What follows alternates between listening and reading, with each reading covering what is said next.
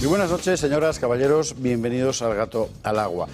Habrá usted constatado algo que es una evidencia, y es la catarata de opiniones unánimemente laudatorias por parte de gente de todos los sectores de la izquierda, masonería italiana incluida, por cierto, sobre el Papa Francisco. Y para mucha gente le resulta difícil entenderlo. Bueno, no es fácil, pero creo que hay claves importantes, es decir, entienda usted que cada elogio de los anticatólicos al Papa Francisco es una forma de reprochar al resto de los católicos su existencia. Esto es un clásico que conocemos bien aquí en los países donde hemos sufrido a los anticlericales furibundos, ¿no? Ese típico tipo que te dice, sí, muchos golpes de pecho, pero luego bien que te atiborras de percebes. Sí, mucho llorar por los pobres del mundo, pero luego bien que te compras un buen coche. Mucho no sé qué, no sé cuántos. Es un poco ese perfil, ¿eh? Lo que te está diciendo el no cristiano al cristiano es ver al Papa y decir, ese sí que era un buen cristiano y no tú. Es muy interesante el fenómeno, sobre todo viniendo de gente que en las últimas horas está quedando como la casta política más corrupta e inmoral que ha sufrido España jamás. Porque hace unas pocas horas, por ejemplo, sabíamos que de Irlanda va a llegar efectivamente el contenido del móvil del fiscal general del Estado y que va a llegar además con las cuestiones que interesaba el juez. Es decir, que efectivamente el fiscal había intentado borrar su móvil, que efectivamente había información, digamos, cuasi delictiva, para quedarnos ahí, ¿verdad? Y que está y que va a llegar. El juez ha decretado, creo que es un mes de secreto para que la UCO de la Guardia Civil pueda investigar a fondo lo que va a haber ahí.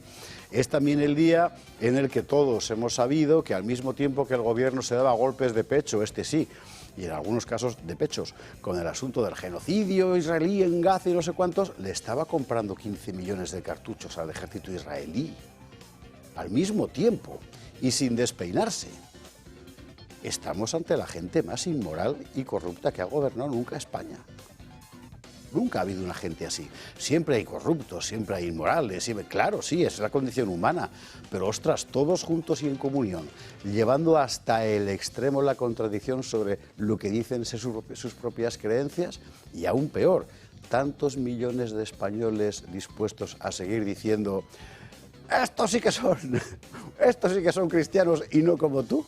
Esto es un problema que ya deja de ser político, incluso ya no es solo psicológico. Realmente en España tenemos un problema moral. Mañana hace un año que compareció Pedro Sánchez para decir que no éramos dignos de él y que se iba a tomar unos días para pensar si seguía en el gobierno o no. Un año. ¿Y en este año qué ha pasado? Pues han pasado muchas cosas, pero la más importante es que el conjunto de la izquierda y el separatismo españoles han seguido manteniendo al gobierno más mentiroso e inmoral de todos los tiempos.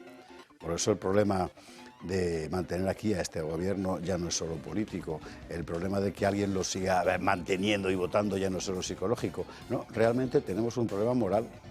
Hoy se ha puesto más de manifiesto quizá que en ningún otro momento que nos gobierna el mal, nos gobierna mala gente, mentirosos, corruptos, hipócritas. La batalla política hoy en España, mire usted por dónde, es una batalla moral. ¿Quién lo iba a decir?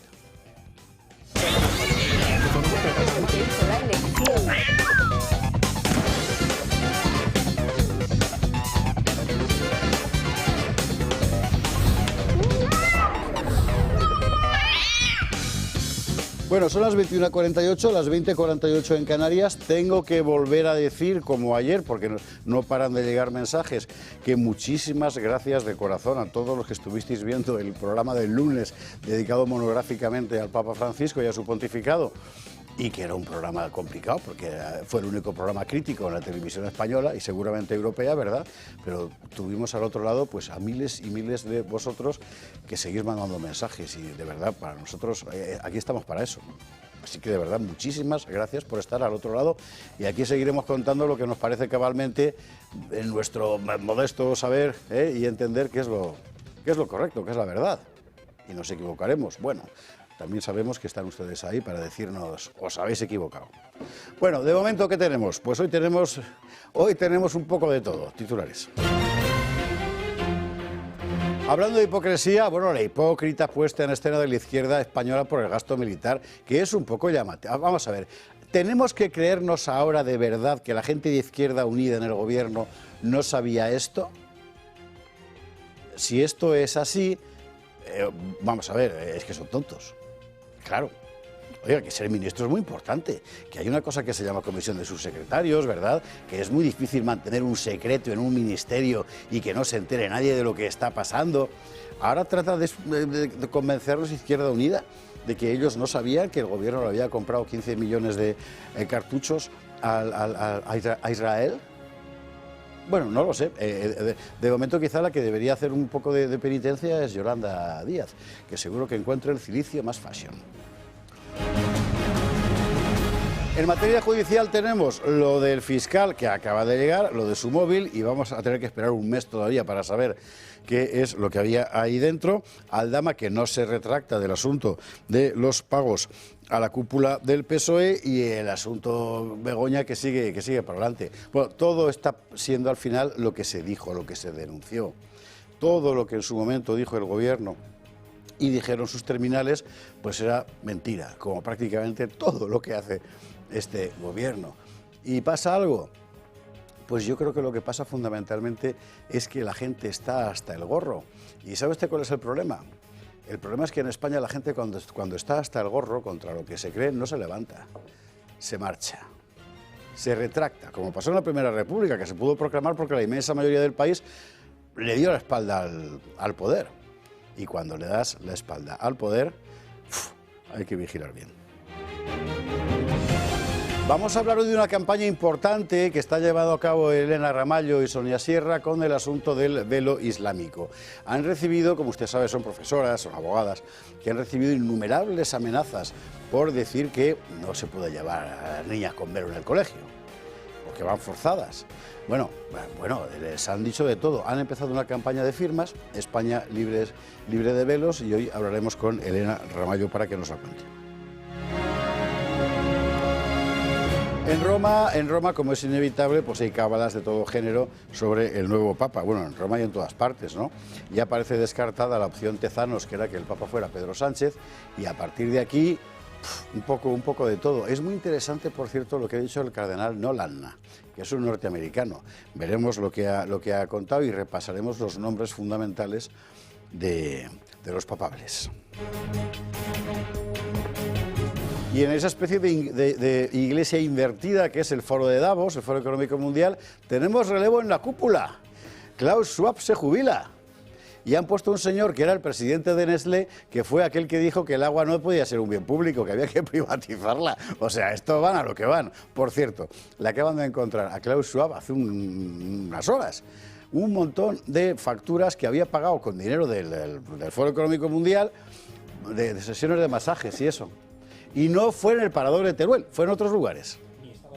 Ni estaba. No, evidente, bueno, eso sí que no lo sabemos. En fin, lo veremos.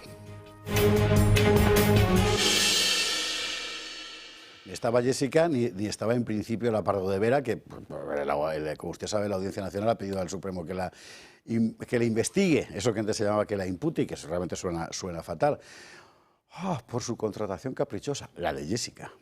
Y qué bien dicho está, su contratación caprichosa. Querido Carlos Astiz, muy buenas noches, ¿cómo estás? Muy buenas noches. Pues un poco enfadado y molesto, no solamente porque en España no hay mecanismos reales para enfrentar a los corruptos, a los mentirosos, a los sinvergüenzas que nos engañan o que engañan una y otra vez, sino también por una cuestión concreta que ha sido la agresión de Pedro Baños, que ha sufrido esta mañana. Sí, señor. Y desde aquí, por cierto, un abrazo fortísimo. Claro, que ha sufrido... Ahora nos acudirán a nosotros por solidarizarnos con él, pero me da exactamente. Me parece muy bien. Entonces, es decir, le han pegado, yo creo que esa agresión, además que ya está denunciada y similares, demuestra también el nerviosismo de los enemigos de la libertad, de los enemigos o los amigos de los globalistas, como para enfrentarse así en un acto público, y eso demuestra que las cosas están cambiando, que el suelo se les mueve bajo los pies, y lo veremos también a lo largo del programa, como a todos estos se les están moviendo el suelo bajo los pies. Carlos, bienvenido, buenas noches. Don César Pintado, Hércules con Q. Muy buenas noches, ¿cómo estás? Muy buenas noches, muchas gracias, José Javier. Pues preocupado, estoy preocupado porque Europa se encuentra en un punto de inflexión, Europa y la Iglesia Católica se encuentran en un punto de inflexión. Durante los últimos 12 años de papado. España ha perdido un 15% de fieles católicos. La tasa de practicantes en España entre los jóvenes es solo del 11%. Y mientras tanto tenemos a la izquierda en bloque y en masa defendiendo que hace falta seguir por una línea, continuar con la línea del Papa Francisco en el Vaticano, mientras el Islam crece en España, mientras los hijabs se imponen en los colegios, mientras los islamistas venden su relato en las redes sociales. Entonces, estoy muy preocupado por todas estas cosas. Qué bueno es que César Pintado esté preocupado. Está preocupado porque es joven. Y aquí se aplica lo que se dice en las redes sociales. Pero vosotros sois muy jóvenes y por eso no lo sabéis. Pero en comparación a cómo estábamos hace 20 años, el momento no puede ser mejor. Porque nunca ha habido tanta gente de, por ejemplo, la edad de César Pintado preocupada. Y no sabes tú qué buena noticia es eso. No, sí es verdad. ¿Has visto las cifras de conversiones, o mejor dicho, de bautismos en Francia? Es increíble. Sí. El doble que en el año pasado. Sí, pero en España siguen bajando.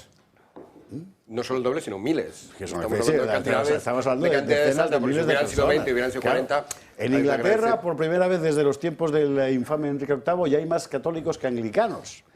Cualquier día vuelven a hacer otras persecuciones. Entre los jóvenes que van a misa, eso sí. No en el total, pero en el total pronto adelantarán también. En el total pronto. De hecho, en Holanda ya pasó con la Iglesia reformada, que los católicos... Perdón. No está bien, es que... No, bueno, es que son datos interesantes. A Quintana Payó le conozco muy bien. Entonces, yo sé que hay cierto tipo de cebos que le sueltas y entra... O sea, ahí si fuera pez, ¿qué más lo llevaría? Bueno, César, bienvenido, buenas noches. A Miguel Ángel nos lo guardamos para el final. Antes, Marcela Rigía, buenas noches. Buenas noches, yo encantada de escuchar a Miguel Ángel. Que no le des encima, no le des pie, porque vamos. Me encanta su pensamiento filosófico.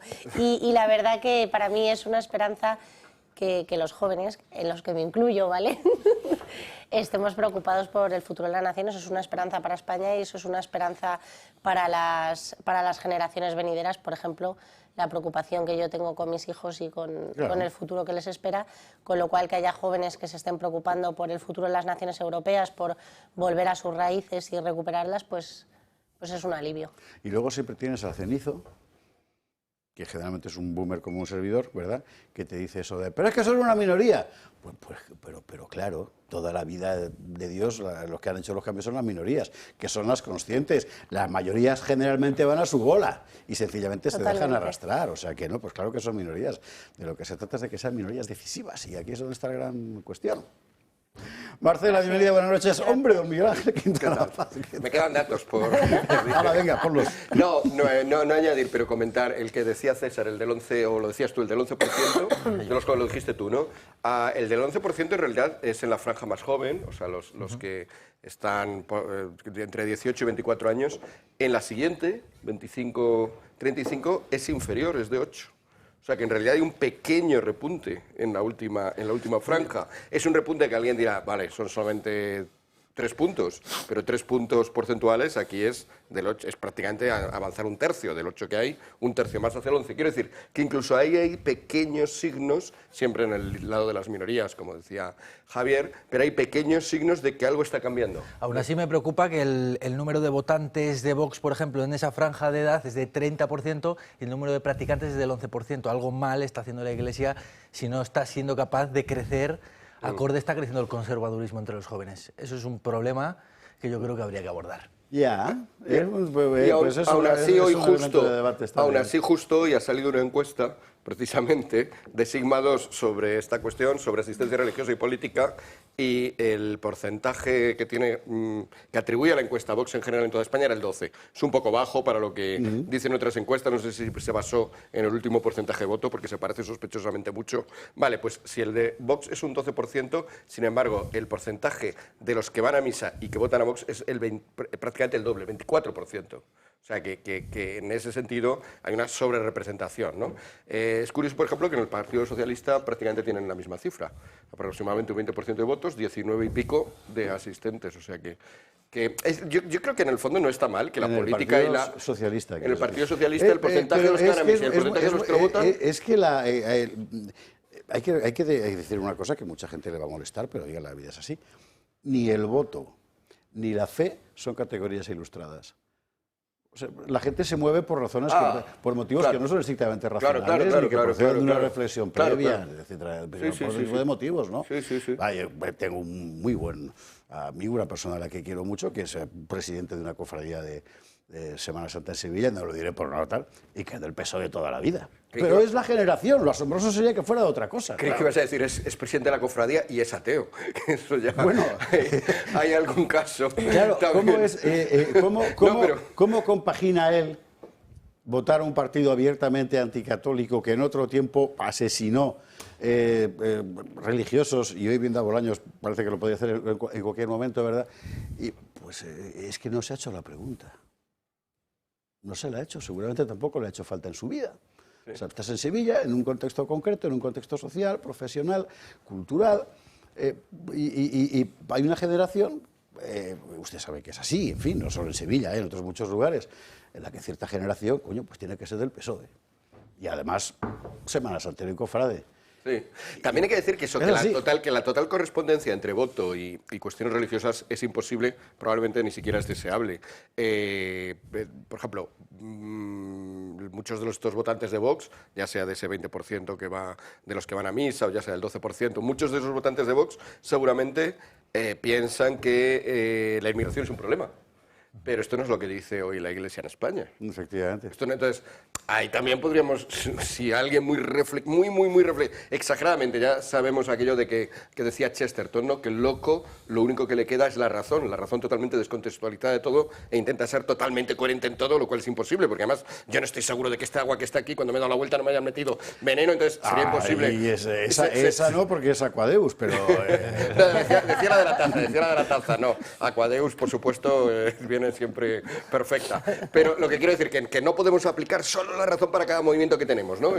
Somos seres que tenemos que actuar. Y si hiciéramos eso, nos volveríamos locos. Pero bueno, en estricta razón, si estás 100% de acuerdo con todo lo que dice la Iglesia en España, no podrías votar a Vox. Esto es así.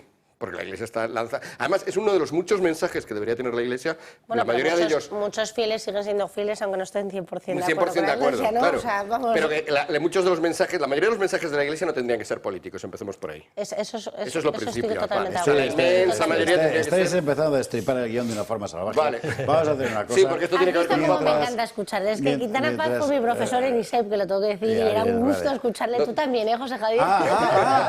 Hombre, ahora vamos a tener un par de palabras. Y Pedro Baños. Vámonos a la publicidad y, por cierto, efectivamente, como había señalado Carlos, abrazo fortísimo a Pedro Baños, al que todos conocemos y que usted podrá estar de acuerdo o no con Pedro Baños, pero es una persona absolutamente cordial, con la que se puede hablar y discutir de absolutamente todo, y además a la que hay que escuchar, porque es una persona inteligente, reflexiva, con mucha información, y que las cosas que dice normalmente las dice sabiendo lo que dice, ¿no? En fin, bueno, han ido los animales a por él. Bueno, pues en el fondo es una medalla más para esa pechera de coronel. Vale, publi, y a la vuelta de la publicidad vamos con Elena Ramallo. Lo primero, la cuestión del velo es una cuestión básica. Es, entre otras cosas, uno de los elementos que a esa juventud de la que citaba antes César Pintado más ha levantado, porque las tienes en el banco de al lado sentadas, claro, ¿no? Y a los maromos esperando fuera para ver si lo llevan puesto también los tienes. Publi, y a la vuelta empezamos con eso.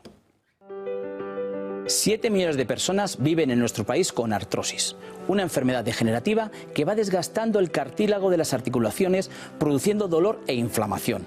Aunque es una patología que no tiene cura, existen 3 tratamientos muy novedosos para tratar sobre todo el dolor, que es tan incapacitante. Uno de ellos son los guantes de Relax Quanti Nanotex. En sesiones de 20 minutos ofrecen los tratamientos más innovadores recomendados por los reumatólogos para las personas con artrosis de manos sin tener que moveros de casa. Para los que lo tenéis localizada en la rodilla, la solución es la rodillera, que utiliza ondas de radiofrecuencia que genera el calor y disminuye el dolor, permitiendo recuperar la movilidad. Y por último, este cinturón para aliviar el dolor en la zona dorsal y lumbar, gracias a una combinación de láser dual, infrarrojos, calor local y masaje por vibración. No lo dudes, llama al 900-730-122 y di adiós al dolor de manos, rodilla y ahora también de la zona lumbar.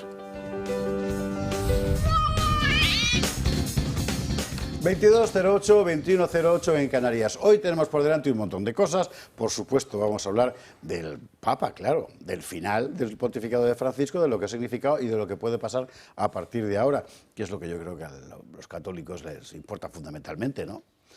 Hay que hablar de corrupción, por supuesto. Hay que hablar del follón que tiene el gobierno con el asunto del gasto militar, porque en cuanto levanta un brazo se le ven todas las costuras. Pero queremos empezar muy particularmente hablando de un asunto que es problema cotidiano en muy buena parte de España, ya, que es la presencia, para muchos ofensiva, de manifestaciones externas de una cultura que no es compatible con la mayor parte de eso que llamamos los valores de la cultura europea. El asunto del velo islámico en centros públicos, en colegios, en las niñas, en las menores, ha sido recientemente motivo de gran controversia, concretamente en Madrid. El Partido Popular, que gobierna en Madrid, fiel al significado de sus siglas, PP, Poncio Pilatos, ha dicho que lo arreglen los centros y se ha quitado del medio. Claro, ahora va usted al director del centro que hay en Fuenlabrada, ¿verdad?, de enseñanza media, a que dialogue con los papás de las niñas y con los hermanos mayores, a decirles, hombre, es que yo no soy partidario de que lleven el velo. O sea, de locura. Pero estamos hablando de menores, no son personas que hayan decidido libremente llevar el velo. Y por otra parte, las que hay al lado, ¿qué? Las chicas de aquí. Bueno, a partir de ahí empezó una campaña que además ha tenido voces femeninas muy relevantes en defensa de lo que consideran que es la libertad, la dignidad de las mujeres, y empezando por la igualdad en un aula, claro.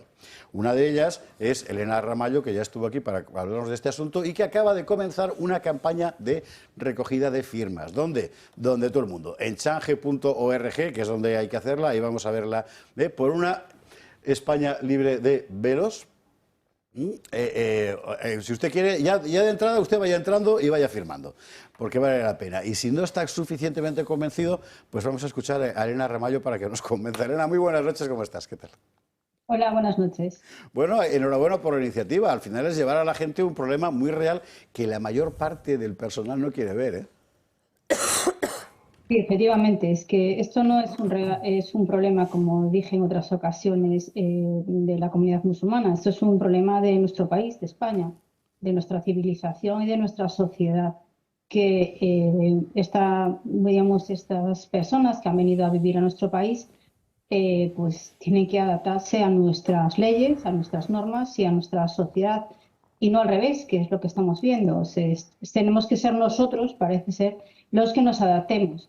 Y esto sobre todo porque los partidos políticos tienen una cobardía absoluta y no hacen frente a lo que al final los ciudadanos tenemos que remangarnos y exigir, que es que se cumpla pues los derechos fundamentales, la igualdad, la libertad y la dignidad. Entonces, en eso estamos. Me gustaría que explicaras, para que todo el mundo lo vea claro y para contrarrestar un poco la incesante propaganda cosmopolita en contra, ¿verdad? ¿Por qué? Es decir, ¿por qué no juzgáis conveniente que las niñas vayan a clase con el hijab puesto? Bueno, yo, si me permites, voy a empezar por contextualizar algo que decía estos días en una entrevista. España es un país aconfesional, pero parece ser que solo es aconfesional para el cristianismo. Para el tema del Islam no es aconfesional, porque vemos que pues se campan a sus anchas con todas las sus costumbres, invaden las calles, piden que se cambien los menús de los colegios, imparten una serie de asignaturas sin ningún tipo de control. Vemos que las mujeres andan por las calles con cárceles de tela y que además las niñas pues tienen que ir tapadas. Y no es un tema de voluntad, es un tema evidentemente que parte de las familias. El hecho de que se imponga solo sobre las mujeres vulnera el artículo 14 de la Constitución. Todos somos iguales ante la ley, sin distinción de sexo, entre otros. Pero aquí solo se exige a las mujeres. ¿Y por qué? Porque las mujeres, supuestamente, las musulmanas nacen impuras. Las occidentales y cristianas ya somos absolutamente, pues ya tenemos otra categoría, que ni esa somos, ¿no? Somos infieles. Entonces, esto en nuestro país no lo podemos permitir. El tema de la libertad no es una libertad. Nadie nace y decide un día que se tiene que tapar de arriba abajo porque es impura. Es una imposición de esta religión, de esta cultura, y un tema absolutamente machista, que como siempre vemos que las feministas de pancarta están calladas como tumbas, no dicen absolutamente nada. Entonces vamos a salir las feministas de verdad, las que defendemos la libertad y la igualdad de oportunidades entre hombres y mujeres, y no el enfrentamiento, a decir que esto en nuestro país no puede ser. Y en eso estamos. Lo que pasa es que hemos visto que los partidos políticos, estoy hablando de los grandes partidos de Estado, los que se supone que gobiernan, el PSOE con todos estos restos de partidos que le complementan, y el Partido Popular que no ha querido ni recibirnos tan siquiera, ¿no? Y ni escucharnos. Los únicos que nos han escuchado ha sido Vox, tanto a nivel nacional como a nivel autonómico. Mañana tenemos una reunión con Vox de Cataluña. Hemos tenido con los de Madrid, vamos a ir a la Asamblea de Madrid a que se nos escuche, pero necesitamos ser oídas en el Congreso para que se pueda plantear una ley nacional que exija pues, que los derechos que todos los ciudadanos tienen y los deberes también sean cumplidos por estas personas que no están cumpliendo. Y después explicaré con un poco más de detalle el tema de la religión, porque parece que esto solo rige para quitar los crucifijos. Para lo que ellos imponen en los colegios y en el resto de la sociedad no rige. Y eso no puede ser. Te preguntan, Elena, Carlos Astiz, César Pintado, Marcela Rigía, Miguel Ángel Quintana Paz, que están aquí con nosotros. Sí, felicidades por el trabajo, Elena. Me parece una cosa fundamental para el futuro del país, para el futuro de España. Pero, ¿cuál es el papel de esa izquierda que supuestamente es feminista y qué papel está cumpliendo aquí? Porque parece que es simplemente intentando desviar la atención y desde luego haciendo oídos sordos a la reivindicación de que las mujeres tienen que tener su propia libertad y no meterse en cárceles de tela. Bueno, la izquierda o lo que sea, porque el PSOE ya no es lo que era, es otro partido. Y de la izquierda, o sea, del PSOE para allá, ya no sabemos ni lo que es, porque es todo un despropósito. Porque ni son feministas, ni defienden el país, ni defienden a las mujeres, ni defienden nada. Porque después, si me queda un minuto de tiempo, quiero hacer una alusión al tema trans, sí, que es otro de los temas por los que llevo peleando. Estas personas que fuera en Afganistán, Irán, consideran que el velo y que el burka y todo eso está fatal, claro que está, porque cuesta la vida a las mujeres. Resulta que en esos países que no son democracias está mal, pero en España, que es una democracia liberal, está bien. Son unos hipócritas.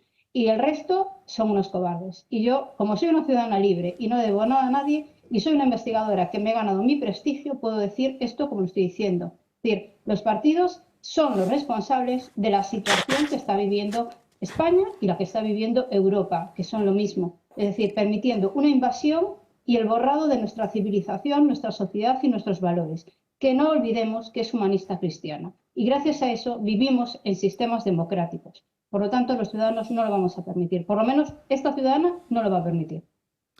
César, Marcela, Miguel Ángel. Sí, no es una novedad que solo quede Vox. Lleva quedando Vox solo desde hace mucho tiempo, incluso desde antes de que Vox se fundara. La pregunta que yo tengo es breve. Si os habéis puesto en contacto con el Partido Popular, ¿qué motivo os ha dado el Partido Popular para no escucharos o para no querer recibiros, para no querer escuchar vuestras justas reivindicaciones? Que no tiene hueco en la agenda de manera indefinida, es decir, impresentable. Un partido que aspira a gobernar este país y no quiere escuchar lo que pasa en este país, porque tampoco lo quiere escuchar con otros temas que yo sí que he llevado al Congreso y he hablado con otros grupos, al margen después del resultado. Pues no entiendo qué es lo que quiere gobernar. Si la parte social no le interesa lo que pasa a las mujeres, que estamos sufriendo agresiones porque muchas personas que entran de manera ilegal ni se controla los antecedentes penales, ni su sistema de irrespeto a las mujeres es el que conocemos nosotros. Estamos viendo que las agresiones, y están ahí los números. Yo soy una investigadora y hablo de números, no hablo de opiniones. Los números están ahí. La mayoría de las agresiones sexuales son cometidas por personas que son extranjeras y sobre todo digamos, de esta cultura musulmana. Miguel Ángel. Sí, yo quería, conectando con... Hay una ley en Francia, de hecho, que precisamente para abordar esta cuestión del velo, lo que ha hecho es que ha prohibido cualquier la ley dice cualquier signo religioso ostentoso, ¿no? Ostensible, traducían algunos. Es decir, cualquier signo que tuviera un cierto tamaño. Se podría llevar una cruz pequeña, pero no una muy grande, no se podría llevar una kipá, por ejemplo, judía, no se podría llevar el velo en los espacios pues que dependan del Estado, ¿no? En los colegios, pues las policías, por ejemplo, cosa que sin embargo en Reino Unido pues sí que es frecuente ver, ¿no? Ver a mujeres policía, por ejemplo, con el velo, ¿no? O sea, cualquier... Y claro, la cuestión es que esta ley francesa, efectivamente, aparta el velo, ¿no? del espacio público, pero también lo hace ya digo, con cualquier signo de cualquier religión. ¿No tendríais miedo de que de alguna manera las cosas fueran por ahí, de que a partir de esta cuestión del velo pues también se tendiera a una sociedad más ajena, más ausente de símbolos religiosos? Efectivamente, en Francia se llevó a cabo esta ley sin ningún tipo de problema. Como siempre, los políticos pues bordean la realidad porque no se quieren nunca mojar, ¿no? En Francia, evidentemente, ya está desde hace unos años funcionando, pero digamos que España debería de atender a lo que está pasando en Europa, mirar a Europa. Y no perdamos el objetivo de que, por ejemplo, el Reino Unido ha pasado de ser un gran imperio a ser un gran esclavo, porque no olvidemos que hay más de 80 tribunales de Sharia, que la mayoría de las grandes poblaciones están gobernadas por musulmanes. No olvidemos que al frente del sistema de calidad de educación del Reino Unido está un musulmán. Entonces, cuando uno ya ha entregado todo lo más valioso que tiene y estas personas han llegado al poder, el poder es suyo y las normas cambian, las democracias caen, y esto se ha permitido porque se ha mirado por otro lado, igual que las violaciones de las niñas durante años porque eran extranjeros. Es decir, al final el buenismo y el wokismo y todos estos sismos lo que vienen a hacer es destruir los sistemas. En España esto se puede hacer simplemente aplicando los derechos fundamentales de la Constitución. Y para los que siempre me dicen lo mismo, aunque supongo que en la mesa ya lo tenéis claro, lo voy a explicar para los telespectadores. El hecho de que la libertad religiosa sea un derecho reconocido en la Constitución es un derecho que no es absoluto. Es decir, puede ser restringido cuando vulnera derechos fundamentales, y en este caso lo hace. El de la igualdad, el de la libertad y el de la dignidad. Y el de la dignidad es evidente, porque una mujer que está metida en una tela de pies a cabeza, que solo le dejan ver los ojos mínimamente, es que ya pierde su condición de persona, pierde su dignidad. Es un ser andante que está cubierto y castigado de perpetuo en una cárcel de tela. Eso no se puede permitir en un sistema democrático. Ya no vamos a hablar de que España es el país más feminista. Eso todo es un cuento, eso todo es una mentira. Estamos viendo que el país ese tan feminista ha dejado a los violadores, a los pederastas, porque no ha querido escuchar a las mujeres juristas y a las personas y a los expertos que hemos hablado durante tiempo diciendo esto va a pasar. Y esto mismo está pasando con la ley trans, que por cierto, por hablar de esa ley desde el punto de vista jurista, este verano a mí me han censurado para que pudiese hablar en el Pacto de Estado del Congreso, porque dije algo tan sencillo como que va a permitir el fraude en el registro de cambio de sexo. Hemos visto que estos días ¿cómo se llama? En Andalucía, una persona con un tema de violencia sobre mujeres, que se llamaba Cándido, que se llama Cándido en realidad, ha pasado a llamarse Candy. Y fíjate, no le pueden aplicar la ley de violencia, porque registralmente es una mujer. Esto es lo que yo dije cuando me vinieron todos encima, me censuraron mi intervención y me dijeron que era una machista, racista y no sé qué masistas. Es decir, esto se advirtió y está pasando. La ley del sí es sí se advirtió y pasó. Entonces, todo esto lo hay que cambiar. Yo, de hecho, voy a presentar una proposición para modificar la ley trans, que la semana que viene se va a revisar en el Tribunal Constitucional, pero bueno, ya sabemos lo que pasa en el Constitucional, y esto se tiene que cambiar. Última pregunta, Marcela. Bueno, yo más que una pregunta, sobre todo darte la enhorabuena, Elena. Yo además como mujer comparto todo lo que, o suscribo todo lo que has dicho, porque esto al final efectivamente no es libertad y lo único que hace es menospreciar a las mujeres y y disminuir su dignidad. Y es lamentable lo que comentabas del segundo partido de la oposición, o como bien dices, de un partido que puede llegar a gobernar, que no esté dando este apoyo, que esté mirando hacia otro lado, y siempre hay una doble vara de medir según la religión. Pero a mí sí que me gustaría, ya le voy a quitar el papel a José Javier, que comentaras ese tema que querías comentar de los trans, porque creo que pasa mucho en estas feministas de pancarta, que las has llamado, las has calificado muy bien, que apoyan todos estos movimientos, pero luego todos estos países cargan contra las mujeres y cargan contra todo este colectivo, ¿no? Bueno, yo una de las proposiciones que voy a llevar, que sé que no va a salir adelante porque no va a tener suficientes votos, pero es un inicio. Es decir, todos los inicios de los cambios, al principio hay que explicarlos y explicárselos a la sociedad, ¿no? Igual que el tema de lo del velo, de lo del burka, es decir, esto solo es una parte de lo que está pasando en nuestro país, que evidentemente es una islamización y una sustitución de una civilización por otra, lo cual es gravísimo.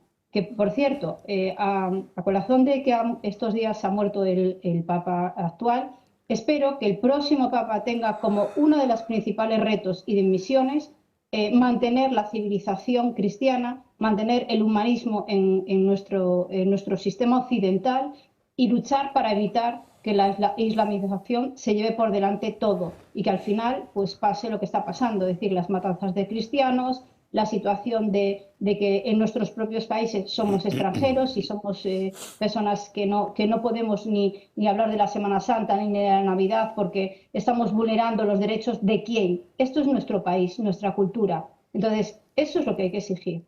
Y respecto al tema trans, es que llega la locura de obligar a decir por ley que un hombre es una mujer, que las mujeres tienen pene, o que las mujeres no somos ya mujeres ni madres, somos seres menstruantes y gestantes. Mire, no, yo soy una mujer, soy una mamá de 2 niñas y no voy a permitir que estas descerebradas, que además no saben de nada, saquen bodrios jurídicos al sistema que lo único que hace es destruir la sociedad y la unidad de la familia, que es lo que está haciendo, porque permiten que niñas de 14 años o niños de 14 años tomen decisiones que no le corresponden sin consultar a sus padres. En cambio, para ir a una excursión del instituto tienen que pedir autorización. Pero ¿qué pasa en este país? Recordamos la campaña España libre de velos. Elena, de paso te digo que tenemos comunicación de espectadores de Argentina.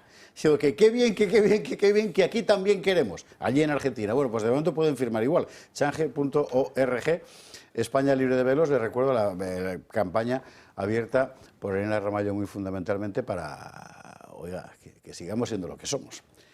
De verdad, Elena, gracias mil. Y seguimos muy pendientes de esta campaña y de otras, que hay más batallas todavía que dar. Gracias mil, de verdad. Muchas gracias sobre todo por darnos voz, porque sois de los pocos medios que nos permiten por lo menos explicar lo que queremos hacer. Muchas gracias. Así nos acuden como nos acuden, pero al otro lado hay un montón de espectadores que les gusta que nos acudan, así que nosotros encantados. Gracias mil, buenas noches. Venga, gracias. Le recuerdo la campaña. Oiga, esto es ser ciudadano, ¿eh? Claro. En lugar de tanto quejarse, pues muévase, haga algo, yo qué sé. En fin, esto es una forma de hacerlo, apoyar este tipo de iniciativas. Nos vamos a la publicidad, que son las 22:27. Luego, si queréis, podemos hablar de esto o no, porque todavía hay que hablar de la cuestión del Papa, que es muy importante, claro. Y enseguida, a la vuelta de la publi, lo vemos hasta ahora mismo. 22:31, casi 32, 21:32 en Canarias. Nosotros vamos a empezar con el vino, mire, porque aquí tenemos un vino de cabecera, ya se puede decir formalmente que es no formalmente, oficialmente, que es el mejor vino de la Comunidad de Madrid por la acumulación de premios internacionales. Nadie tiene tantos como Tejoneras, el último ha sido el Gran Bacus de Oro 2024 para el 750 máximo décimo, que es maravilloso. Y seguirán teniendo porque además no paran de crear. Tenía usted que ver cómo vinifican. Yo es que tuve la fortuna de verlo. Es una artesanía eso. Nace ahí, en esa finca que está usted viendo, la finca Tejoneras, que está en el oeste de la Comunidad de Madrid, en lo que ya empieza a ser estribaciones de la Sierra de Gredos, en un suelo de granito y pizarra fantástico, donde hay desde mediados del 19, que es cuando empezaron, unas uvas garnachas centenarias, por tanto, y además con las mejores variedades del mundo combinadas allí, Cabernet Sauvignon, Syrah, Merlot, etcétera, ¿no? ¿Qué tenemos ahora? Pues la nueva oferta del no pack, no kit, lote tejoneras, porque luego siempre te escribe alguien diciendo, ¿qué es? Pues, lote tejoneras, que para espectadores de Gato al Agua. Y atentos porque la propuesta está francamente bien, porque son 2 botellas de tejoneras en reserva 2015, 10 de vino La Graz Crianza 2021, más 2 copas serigrafiadas tejoneras, todo por 12 botellas del mejor vino de Madrid, bueno, todo por 110 euros. Esto significa que trabaja usted con un 35% de descuento, 35% de descuento respecto a lo que le costaría en el mercado. Además, sabe usted que durante estos meses, de esos 110 euros, 5 van a la Fundación Madrina, que está haciendo un trabajo en Valencia, lo que hace Madrina siempre, para mamás y niños. Madrina es una casa de entera confianza, Conrado Jiménez lo hace muy bien, y después de la Dana pues se fue a atender mamás y niños allí a Valencia. Bueno, pues de esos 110 euros, 5 van para ese trabajo de la Fundación Madrina. Le recuerdo que en los vinos tejoneras, yo le aconsejo que llame o que entre en la web y que los pida, pero además de eso, si usted no quiere, los tienen en toda España en el Corte Inglés y en Madrid, además de en el Corte Inglés, en Alcampo, Carrefour, Sánchez Romero, Distribuciones Adán y Bodegas Bordino, que está en aquella Azcona número 13. Pues ahí, tejoneras. Vámonos a Roma. Vámonos a Roma, donde todo el mundo se está acumulando, y como es lógico por otra parte, para el último adiós al Papa Francisco. ¿Todo el mundo? No, falta alguien, Pedro Sánchez. ¿Por qué? Pues mucha gente se lo está preguntando y hay cábalas de todo género. A lo mejor es sencillamente para que nos lo preguntemos. Pero bueno, de momento así es como están los preparativos. Ni rastro de Pedro Sánchez. El presidente del Gobierno va a cerrar un mes sin acudir a actos fuera de la Moncloa. Las ausencias son cada vez más evidentes teniendo en cuenta los grandes acontecimientos que ha traído la actualidad estas últimas semanas. Ya hemos conocido que el presidente de nuestro país no acudirá al entierro del Papa Francisco este sábado. No formará parte de la delegación española encabezada por los Reyes y en su lugar envía a las vicepresidentas María Jesús Montero, Yolanda Díaz y el ministro de la Presidencia Félix Bolaños. Feijóo también ha confirmado que viajará en la comitiva. Supongo que necesitaremos una explicación porque los primeros mandatarios del mundo están allí. Y aunque es un honor acompañar al jefe del Estado, es evidente que un primer ministro europeo y un primer ministro español es muy difícil que no asista al funeral del Papa si no tiene nada que hacer. El presidente ha sido el gran ausente en la entrega del Premio Cervantes. No ha asistido a la ceremonia en el Paraninfo de la Universidad de Alcalá de Henares, como sí lo hizo en anteriores ediciones. En la ceremonia, presidida por los reyes Felipe y Leticia, donde se condecoraba al escritor Álvaro Pombo, se han estado presentes el ministro de Cultura Ernest Urtasun y la presidenta de la Comunidad de Madrid Isabel Díaz Ayuso. Esta vez no tocaba. El presidente del Gobierno está evitando de esta forma los abucheos en actos públicos y este era uno de ellos. Este año los escándalos de corrupción que rodean al presidente no son pocos y muchos tienen que ver con su entorno familiar, con su mujer Begoña Gómez, con su hermano David Sánchez, sin mencionar el cada vez más descarado caso Koldo. La polémica en gasto en defensa, las responsabilidades de la Dana, quizás sean estos los motivos por los que el presidente del Gobierno no sale de Moncloa desde hace un mes, coincidiendo con el aniversario de su anuncio de reflexión tras conocer el auto del juez Peinado que señalaba a su mujer por un presunto delito de corrupción y tráfico de influencias. Usted está pensando, vamos a ver, ante la magnitud de algo como lo que acaba de ocurrir, que muere el Papa, ante la magnitud de algo como lo que está ocurriendo, que es nada menos que la designación de quién va a ser el nuevo Papa, sabe Dios por cuántos años, la Iglesia Católica, que es todo el mundo, ¿qué importancia tiene que vaya o no el Pedro del Moño? Pues tiene usted razón, y yo pienso lo mismo. Lo que pasa es que la noticia hoy aquí es esa, claro, y en España de lo que se habla en el mundo mediático y tal, es esta. Así que hay que contarlo. Luego ellos van a hablar de lo que quieran y de lo que usted quiera también. Hay una cosa más que quiero añadir, porque esta sí que no la va a contar nadie, o muy poquitos. La sacaba Julio Ariza en su Telegram, que ha sido la calidísima despedida de la gran logia masónica de Italia al Papa. Sí, también ellos. Yo sé que hay mucha gente diciendo el papa de los últimos, en realidad, no es tanto el papa del último como el papa de los últimos. Ya sé usted, los últimos eran los primeros, todo ese tipo de cosas, ¿no? Hay mucha gente que está con la cosa, esto demuestra que Francisco era masón. Bueno, mire, o sea, vamos a ser serios, porque es que realmente uno empieza por esta línea y termina viendo inequívocos signos masónicos en el ojal del botón de la manga de la chaqueta de, ¿sabe usted?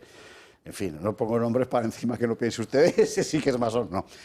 No, pero hay que introducirlo en lo que yo contaba un poco al principio, ¿no? Es decir, es que una táctica habitual de la izquierda es arrostrarle o sea, echar en la cara a los católicos que son malos cristianos y por tanto ellos no tienen legitimidad moral ninguna. No como ellos que son ateos, ¿verdad? Y desde su superioridad moral sí que pueden decir quién es un buen cristiano y quién no. Pero entonces esto forma parte de lo mismo. Hay que darle la importancia que tiene y subordinarlo desde mi punto de vista a lo que era nuestro titular del otro día y que objetivamente es así, es el papa preferido de la gente que odia a la Iglesia. Y esto es una evidencia, y seguramente es una reflexión que alguien debería hacerse. Y yo ya ahora me callo y que hablen ellos, empezando por Carlos Astiz, que lleva la mano levantada con más vigor que tú, y por eso voy a dejarle al primero.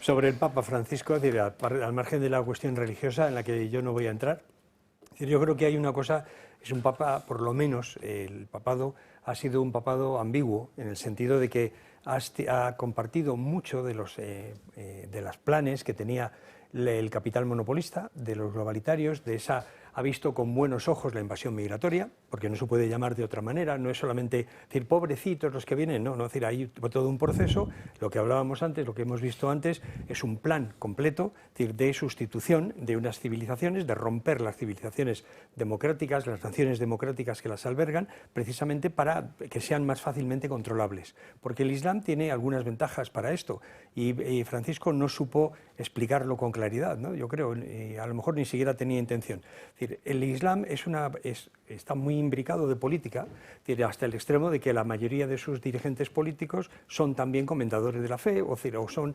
digamos, las máximas representaciones religiosas.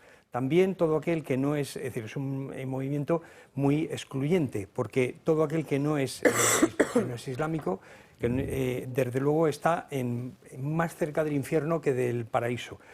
Y hay una cuestión que está clara, es decir, para el Islam, y esto es una cuestión que es evidente, es decir, lo ve todo el mundo que haya estudiado un poco el Islam, que el mundo se divide en dos, los creyentes y los muertos. Porque en el mundo, desde el punto de vista islámico, no hay posibilidad de que haya gente que tenga otras religiones.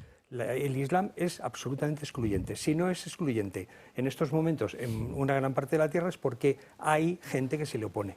Mientras esto no suceda, nada. Y volviendo al Papa Francisco, muy rápidamente. Es cierto que ha sido muy ambiguo y ha compartido muchos de los valores de una agenda, como la Agenda 2030, que ha sido absolutamente lesiva para las libertades, los derechos y la propia existencia de la mayoría de los pueblos occidentales.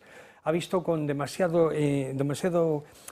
amistad con los que impulsaban esto, el Foro de Davos, o incluso llegó a montar un organismo, es decir, que se llama el capitalismo inclusivo en el Vaticano, con Rockefeller y otros globalitarios, de tal manera que lo que hace es que efectivamente nos demuestra con quién estaba, o igual que cuando se abrazaba con dictadores latinoamericanos y se enfrentaba a los que se le oponían. Entonces me parece que por lo menos es un tipo que no ha estado con la mayoría de la población y que no ha defendido desde mi punto de vista los derechos, las libertades y la propia existencia del cristianismo en Occidente, ¿no? Que recogiendo un poco el tema de este organismo por el capitalismo inclusivo, que es verdad que hizo con la Fundación Rockefeller con la familia Rockefeller y con la Fundación Ford, entre otras, que le ficharon como guía moral de esta operación. El plan, además, es que lo pone muy claro. Es un plan que va acorde con los objetivos de desarrollo sostenible de la Agenda 2030, que todos ya sabemos lo que es. Y a mí lo que me llama mucho la atención es que si se están resaltando un par de cosas de este papa, una es que estaban contra el aborto, que menos de un papa, y la segunda parte es que la justicia social, del papa. Hombre, la justicia social, Jesús de Nazaret expulsó a los mercaderes del templo, ha pactado con ellos. Es decir, este señor se ha sentado con Alexander Soros, hijo de George Soros, a hablar, a dialogar de qué, si ese señor además no representa a nadie, solo es dueño de su propia fortuna y además es uno de los principales donantes de Planned Parenthood, que es la multinacional del aborto más grande del mundo. Yo no sé qué hace el líder, la cabeza moral de la Iglesia Católica sentado con el máximo promotor del aborto en el mundo, en el Vaticano. No sé qué hace sentado con la familia Rockefeller, no sé qué hace sentado con Rothschild, con Ford, que son aquellos que dinamitaron y que crearon la crisis de las hipotecas subprime en 2008 en los Estados Unidos, que dejaron a miles de ciudadanos sin vivienda, que han expoliado los recursos a los trabajadores del mundo, de todo el mundo. En África, en Asia, han promovido revoluciones de colores. Entonces, este discurso de la defensa de los pobres y de la justicia social, yo creo que es un discurso de apariencia. Es todo apariencia, es como la coartada que ha tenido este Papa, bueno, pues para justificar lo que estaba haciendo. Pero la realidad es que ni justicia social ni preocuparse por los pobres, porque ha pactado con los contrarios. Bueno, yo de alguna manera estoy de acuerdo con vosotros, pero tanto con Carlos como con César, pero voy a refinar un poco el argumento, sobre todo ante cierta objeción que se les podría hacer. Porque es verdad que alguien podría decir, o mucha gente a lo mejor que nos está viendo incluso dice, bueno, el Papa tiene que reunirse con todos, ¿no? Y es verdad que Jesús de Nazaret se hace un argumento parecido, curiosamente, en muchos ámbitos de izquierda ahora, ¿no? Este es el Papa que hablaba con los pobres, bueno, que se iba a las cárceles. Papa lo ha hecho en especial con algunos, no con todos. Claro, o sea, ese va a ser mi argumento, ya lo has avanzado tú, ¿no? Haces perder toda emoción. Es que me enseñaste muy resumido. bien. Al contrario, avanzado por Marcela ganamos.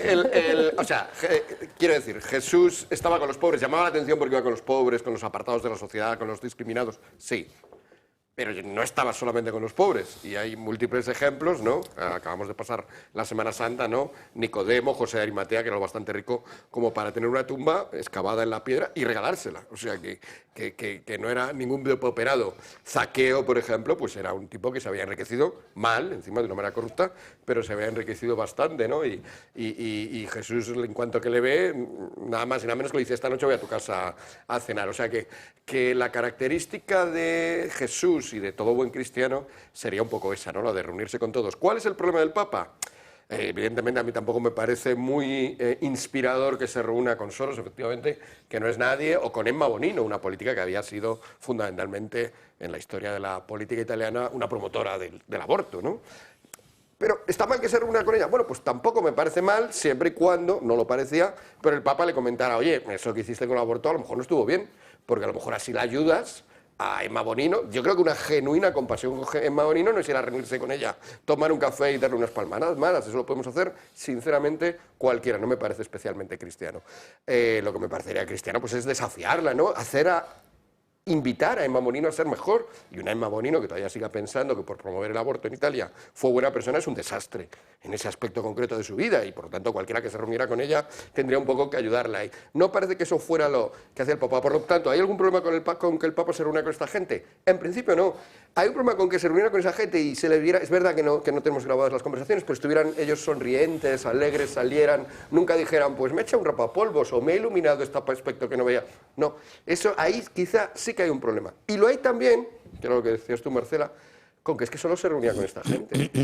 O sea, la primera entrevista que dio a un periodista español fue a Évole, que es un periodista, pues lógicamente muy de izquierdas y que además se había dedicado a meterse con él, a mofarse de él, a ridiculizarlo. Bien, honorable, mira, me ridiculizan y soy capaz de hablar con él. Pero ha habido algún periodista de la tendencia contraria, no de la tendencia moderadita, que también es verdad que, claro, después de reunirse con Évole, pues como no, tuvo que reunirse con Carlos Herrera, que es el de la COPE, porque hombre, era el de la propia cadena de los obispos, y hacía un feo, pero bueno, lo pongo, avanzo ya, que esto sale en mi libro, que esta reflexión sale en mi libro.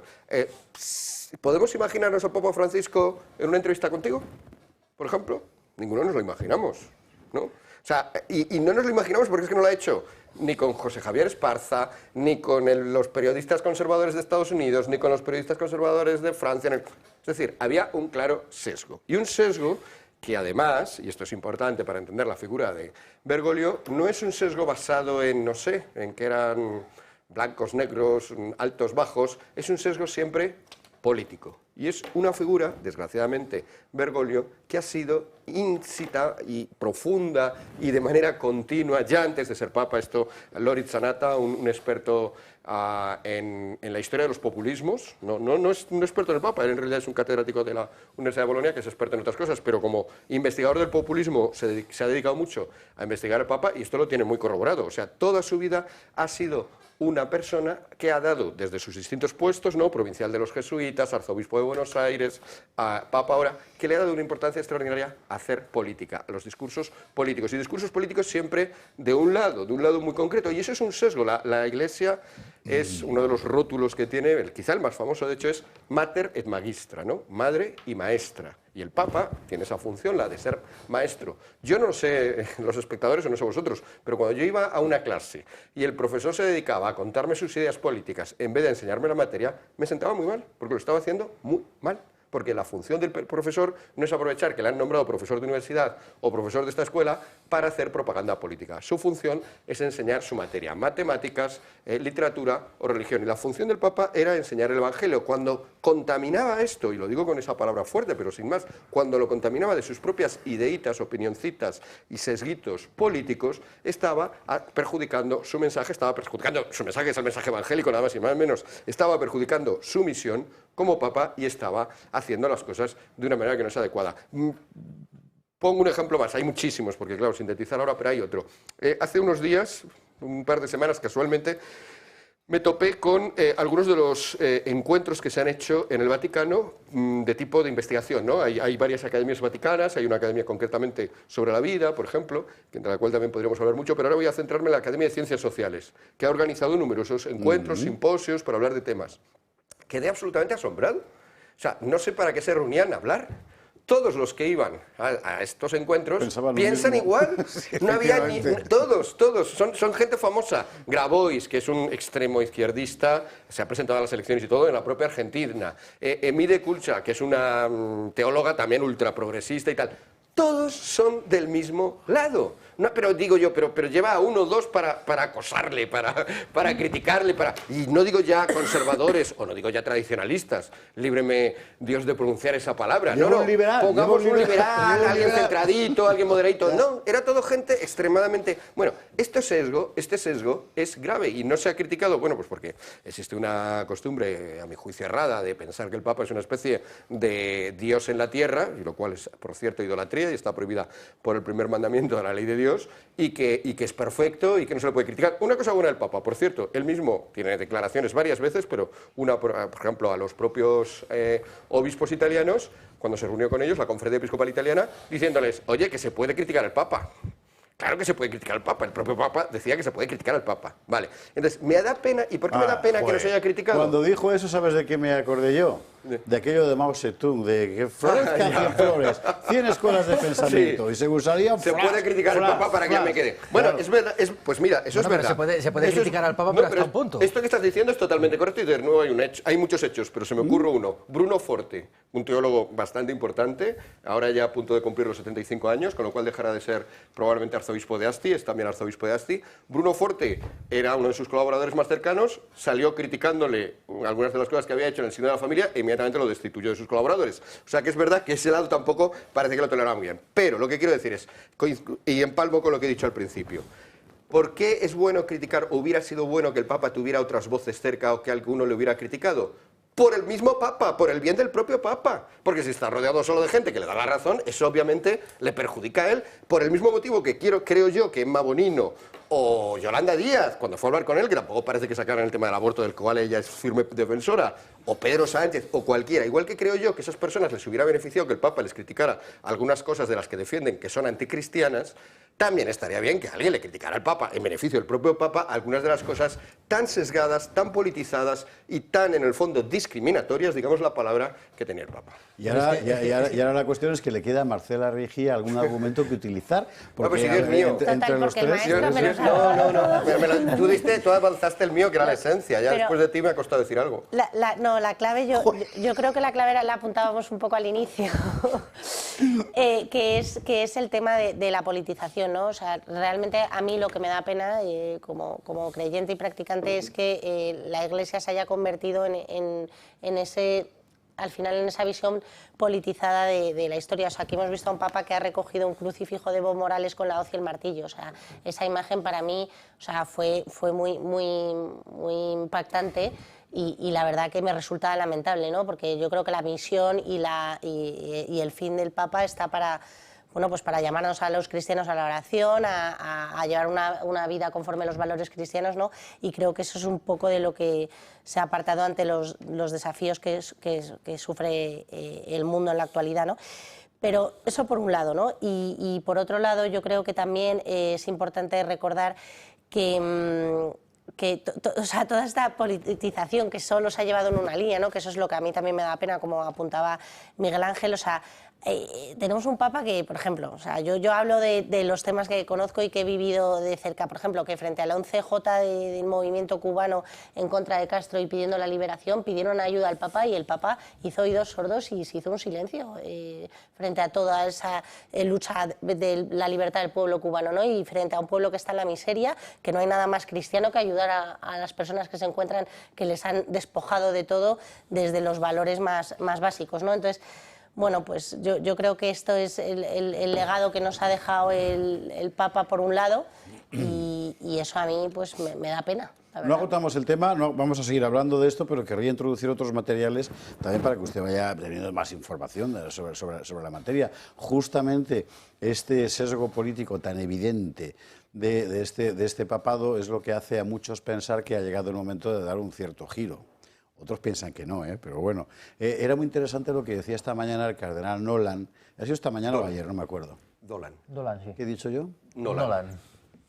Es el cineasta. Nolan es el cineasta, es el cardenal Dolan, perdón.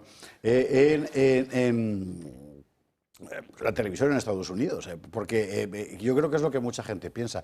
Vamos a recuperar primero lo que ha dicho Dolan y después vamos a ver lo que nos planteaba Marian Vallejo sobre los papables en este momento y seguimos discutiendo sobre esto. Siempre sueñas con una mezcla de esos papas. Quieres a alguien con el vigor, la convicción y la fuerza de Juan Pablo II. Me encantaría ver a alguien con el poder intelectual de Benedicto XVI. Me gustaría ver a alguien con el corazón del Papa Francisco. Ese calor, ese corazón, esa sonrisa y esa bondad de Francisco, con una mayor claridad en las enseñanzas, con un refinamiento de las tradiciones eclesiales y con una mayor profundidad en los tesoros del pasado de la Iglesia, que nos recuerdan lo que Jesús espera de nosotros ahora. Está bien, porque si estuviéramos hablando de política, y en el fondo estamos hablando de política, ¿verdad?, con P mayúscula, lo que ha dicho Dolan es, no, sí, sería muy buena persona, pero, joder, claro. ¿Cuál es en este momento esto hay que hacerlo porque usted sabe que es una tradición. Se hace siempre en la prensa, hay que sacar la lista de los papables. Usted sabe que no tiene ningún valor. Ya se lo digo yo de antemano, porque hay periodistas aquí que ahora son, yo qué sé, o sea, no tiene ningún valor. Ninguno sabemos lo que pasa allí dentro. Pero en todo caso, los nombres son los que nos cuenta Marian Vallejo. Con el fallecimiento del Papa Francisco se ha iniciado ya el proceso de convocatoria del cónclave para elegir a su sucesor.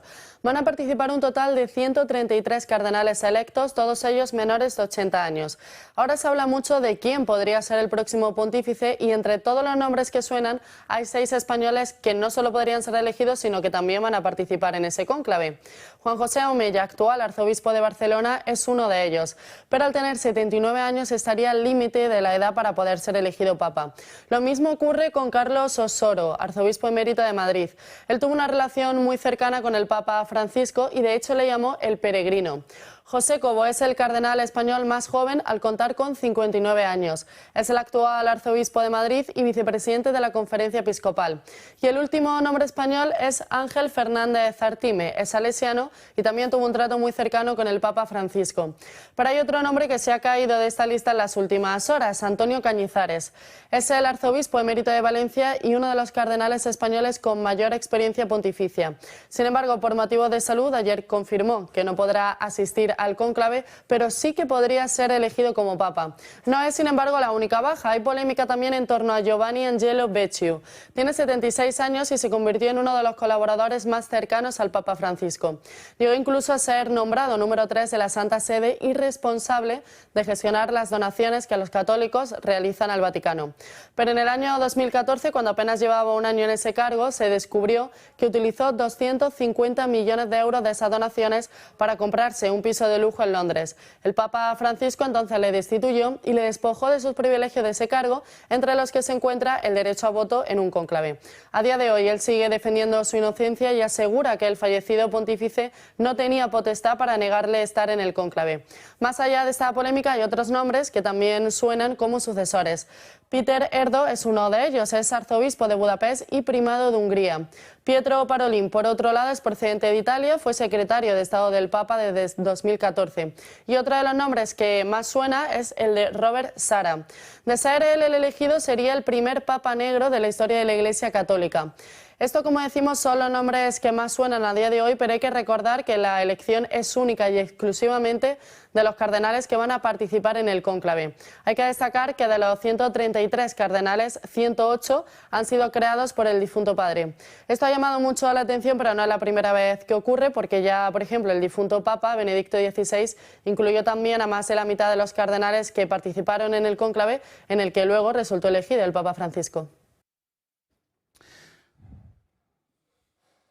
Yo solo le digo una cosa. A mí me parece que en la carta de presentación decir era muy próximo a Francisco no es precisamente un valor al alza. Pero bueno, esto es lo que yo creo. No, si queréis hacer las apuestas, pero a mí me parece que lo más importante, más que eso, es decir qué es lo que haría falta, ¿no?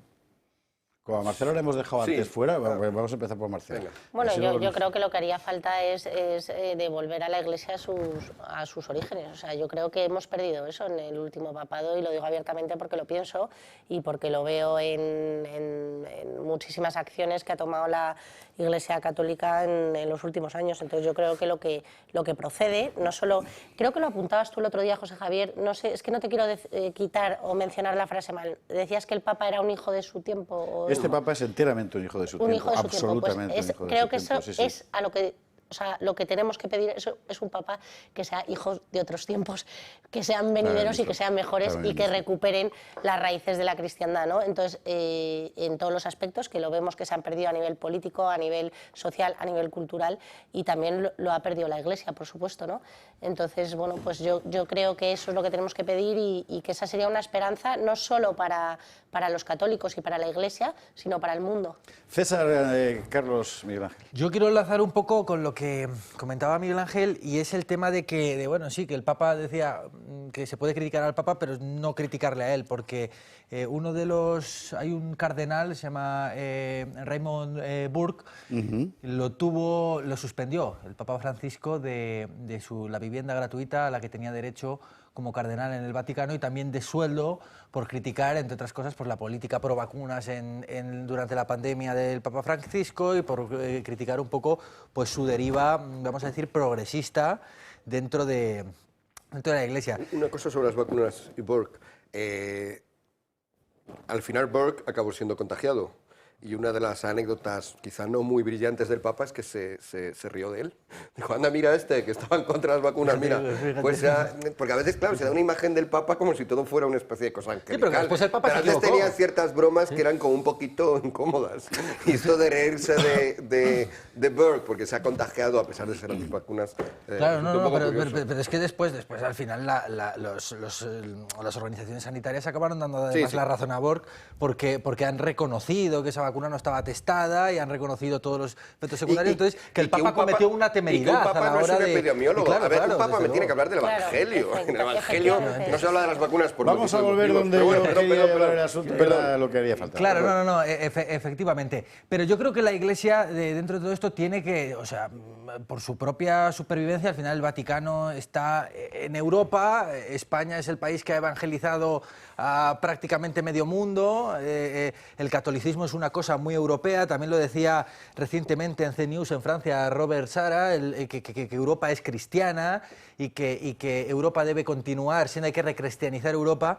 Entonces, dentro de este marco la Iglesia yo creo que tiene que dar un giro, porque si este era un papa de su tiempo, era un papa ya de un tiempo alejado, el Papa Francisco, porque los tiempos han cambiado. Carlos, y ahora hace Miguel falta otro nuevo papa con otra visión.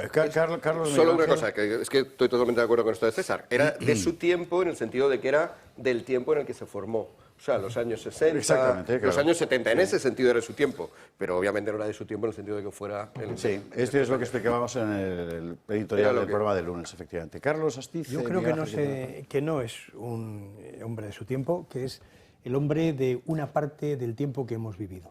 Yo creo que uno de los problemas que yo le veo al Papa Francisco, con todas las distancias o el respeto que se quiera, es precisamente su postura ambigua en muchos terrenos y favorable a los enemigos de la humanidad en otros. No solamente lo que hemos mencionado aquí, de su sumisión a la Agenda 2030, compartir una agenda que ha sido lesiva para la inmensa mayoría de la población mundial, sino también algunas de las cosas que han pasado, ¿no? Yo creo que su silencio sobre las matanzas de cristianos en numerosos lugares, África, Asia, etcétera, etcétera, yo creo que dicen poco de su papel. Creo que además también ha tenido una posición muy política en el sentido de estar muy favorable a una parte de los asuntos políticos, y me parece que la Iglesia tiene que preocuparse por la situación política porque afecta a todos sus feligreses, pero no puede tomar una postura como la que ha tomado con el Papa que ha fallecido, ¿no? Yo creo que hay una de las cosas que son evidentes, y es que lo que sí me gustaría a mí, yo no soy católico, pero lo que sí me gustaría es volver a tener un papa que fuese realmente un faro frente a los problemas que tiene la sociedad actual, la humanidad en este momento, en el que indudablemente tenemos unos problemas muy serios, y algunos de esos problemas han sido menospreciados, minusvalorados o incluso ensalzados por este Papa, como la invasión migratoria. Es decir, hay un proceso que afecta no solamente a los que estamos aquí, sino a nuestros hijos, a nuestros nietos, especialmente a nuestras hijas y nuestras nietas, en toda la zona que es cristiana, en toda la zona que es católica, en el que el hombre no ha tenido ni siquiera momento para venir a España. Creo que es uno de los papas que no ha venido a España. Es decir, todos los últimos habían pasado por aquí. ¿Por qué? Porque España, a fin de cuentas, fue el gran evangelizador del mundo católico, es decir, indudablemente. Entonces, me parece que en este sentido es otro de los problemas que yo le veo también. Creo que también ha intentado no introducirse en lo que es la vida interna, la vida, digamos, particular, marital incluso, o ha favorecido algunas cuestiones que para mí son alucinantes desde el punto de vista intelectual, como los caminos sinodales, en el que básicamente lo que vienen a decir es, bueno, lo que está bien es lo que nos parece a nosotros, es decir, en una posición que se enlaza con muchas de las iglesias protestantes de siglos pasados. Y esto es una de las cosas, entre otras, también, es decir, cuando el tipo dice cosas que a mí me llamaron la atención, ¿no? Es decir, no, ¿quién soy yo para que un gay? Si tú no eres nadie. Pero hay un libro que es tu Evangelio, que es tu Biblia, es decir, que dice una serie de cosas a las que tú estás diciendo que no tienen valor, porque tú no te puedes meter en eso. Entonces, me parece que este Papa ha sido muy ambiguo, ha favorecido a los grandes poderosos, a los muy poderosos, y se ha olvidado precisamente de sus feligreses, de sus ovejas, a las que supuestamente tenía que pastorear. Por eso decía yo el otro día que era un hijo de su tiempo. Es que su tiempo es ese, su tiempo es en los finales 60, principios 70, y es cuando se forma toda esa generación, ¿no? Y en un sentido quizá de este tiempo, en el sentido de eso de dar, que estaba destacando ahora Carlos, de dar poca importancia a la verdad, poco peso a la verdad, ¿no? Decimos que vivimos en tiempos de posverdad, posverdad no sería, efectivamente, es más el todo vale, posverdad no es las mentiras, que siempre ha habido, es un poco el, bueno, no importa demasiado la verdad, entonces, ¿qué es lo que importa? Pues el corazón grande, el ser muy amable, el ser muy cariñoso. Esto yo entiendo que hay mucha gente, sobre todo la más joven, que no lo sabe, así que vamos a hacer un poquito de pedagogía. Porque eso que se llama posmodernidad, que es una cosa que suena muy pedante y tal, en realidad significa que las grandes convicciones, que son los grandes relatos que decía Lyotard, se extinguen. Con lo cual, la verdad pasa a ser una cosa según y cómo. Y eso es un fenómeno que tiene lugar en los primeros años 70 y muy particularmente a partir de los 80. Y en su lugar, ¿qué hay? La revolución en la vida cotidiana, que decía André Gorz, a tomar el Palacio de Invierno no, pero bueno, empiezas a buscar otras cosas. Y eso me refería yo con la cuestión de que es un hijo de su tiempo. Cuando eso lo pasas al ámbito de la verdad revelada, ¿qué quiere decir? Lo que pasa es que en eso sí que coincidía bien con el espíritu de este tiempo, de que ahora es cuando ya prácticamente te lo encuentras por doquier. Claro, o sea, en los años 70 te tenías que ir a leerlo pues eso, a Lyotard, o a Derrida, o a Bátimo. Ahora ya cualquier persona, cualquier mindundi te dice, no, bueno, no hay verdades absolutas. En cuanto que expresas algo con una cierta convicción, ¿no? Ah, ¿te crees que tienes la verdad absoluta?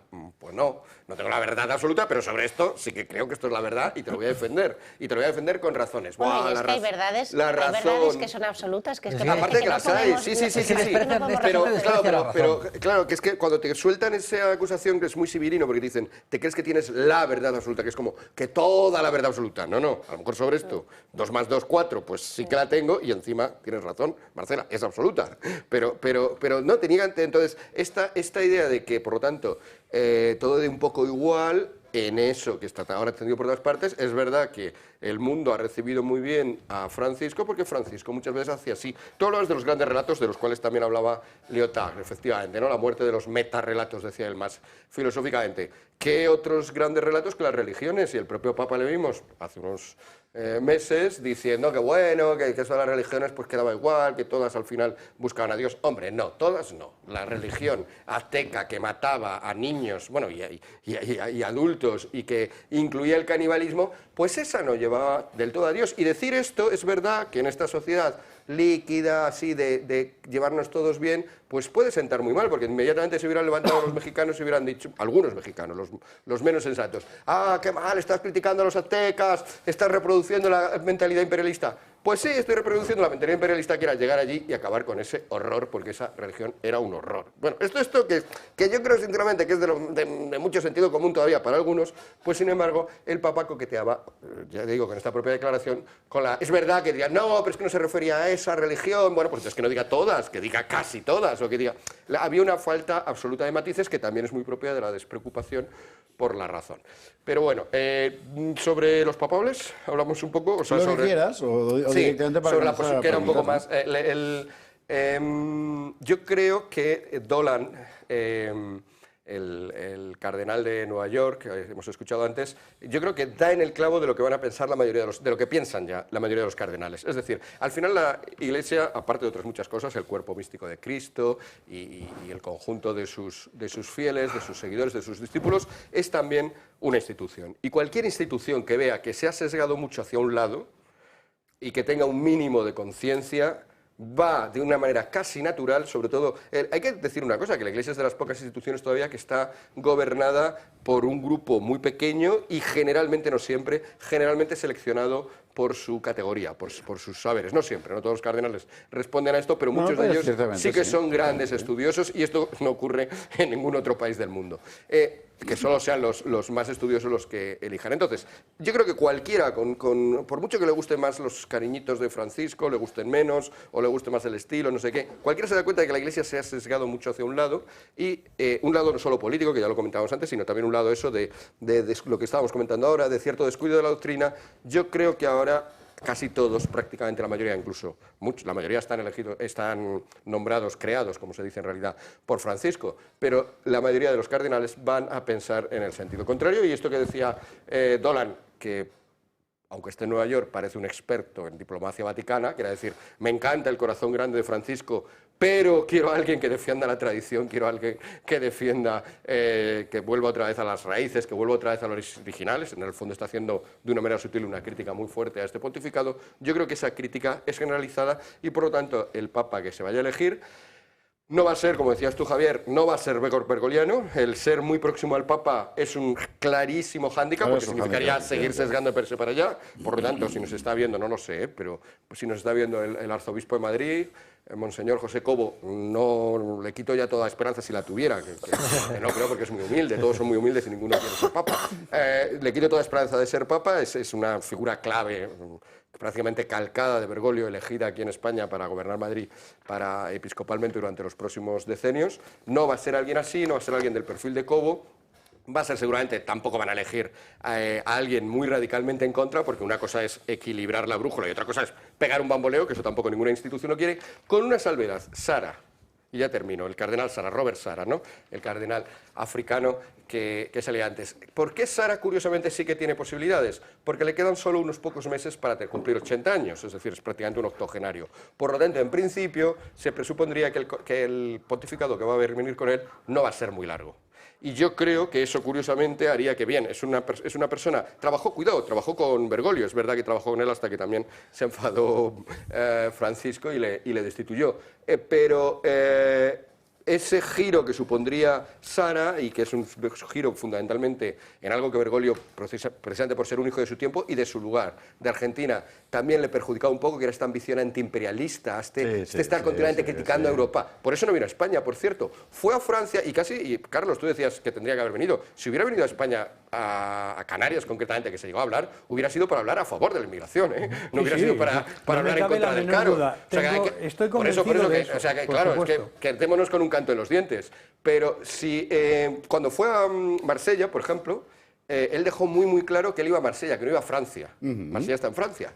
Pero tenía que dejar muy claro que no iba a Francia. ¿Por qué? Porque Francia es un gran país europeo. Y ningún gran país europeo, tradúzcase, ninguna potencia colonial, era de su agrado. Y él no quería darles ese... Y Francia es la hija primogénita de la Iglesia. Y es nada más y nada menos que eso. Es el primer país europeo que se convierte en tiempos de Clodoveo y todo eso. España tiene también un cierto papel en la cristiandad y tiene una cosa ahí llamada el Jacobeo, que habían venido además todos los dos papas anteriores. Bueno, no había esa cautela por esta mentalidad anticolonialista, negro legendaria, que se tiene a menudo en ciertos círculos de Iberoamérica. Esto lo tenía plenamente Francisco. Francisco iba a hablar al imperio mongol y al imperio ruso, pero al español no.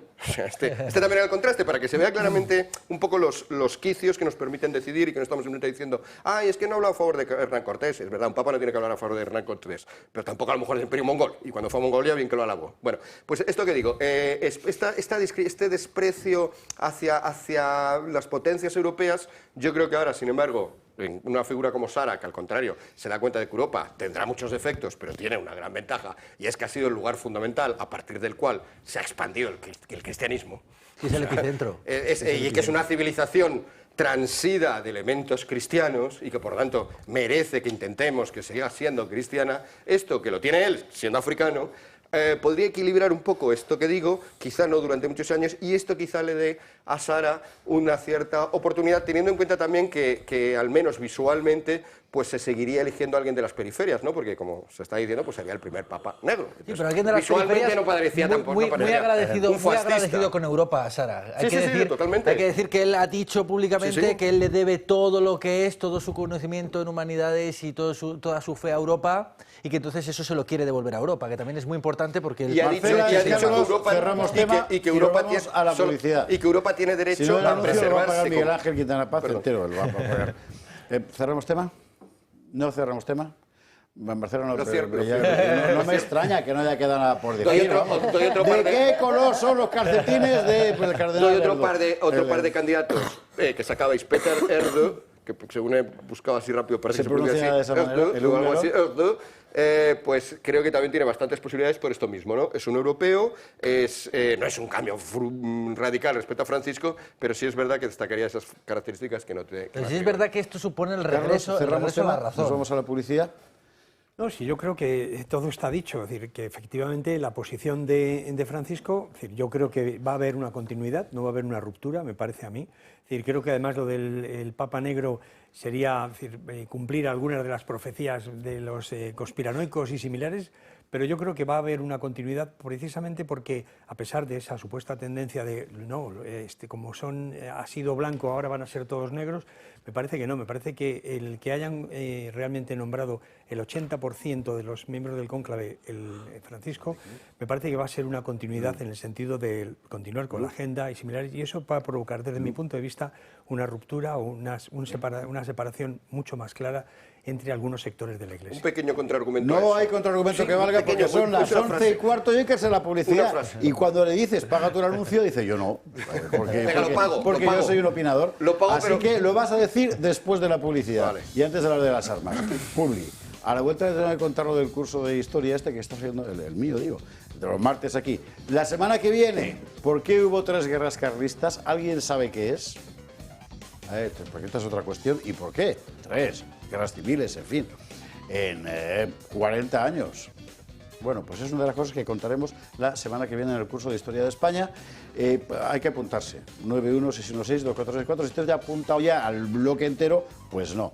Pero si quiere ir clase por clase, que también puede hacerlo, Pues 916162464, puede ser presencial, puede ser online, como a usted mejor le venga, todos los martes a las 7 de la tarde. Repito, el martes que viene, porque hubo 3 guerras carlistas. Y vamos a contar muchas cosas que rompen tremendamente los topicazos sobre la cuestión. Publi, y a la vuelta,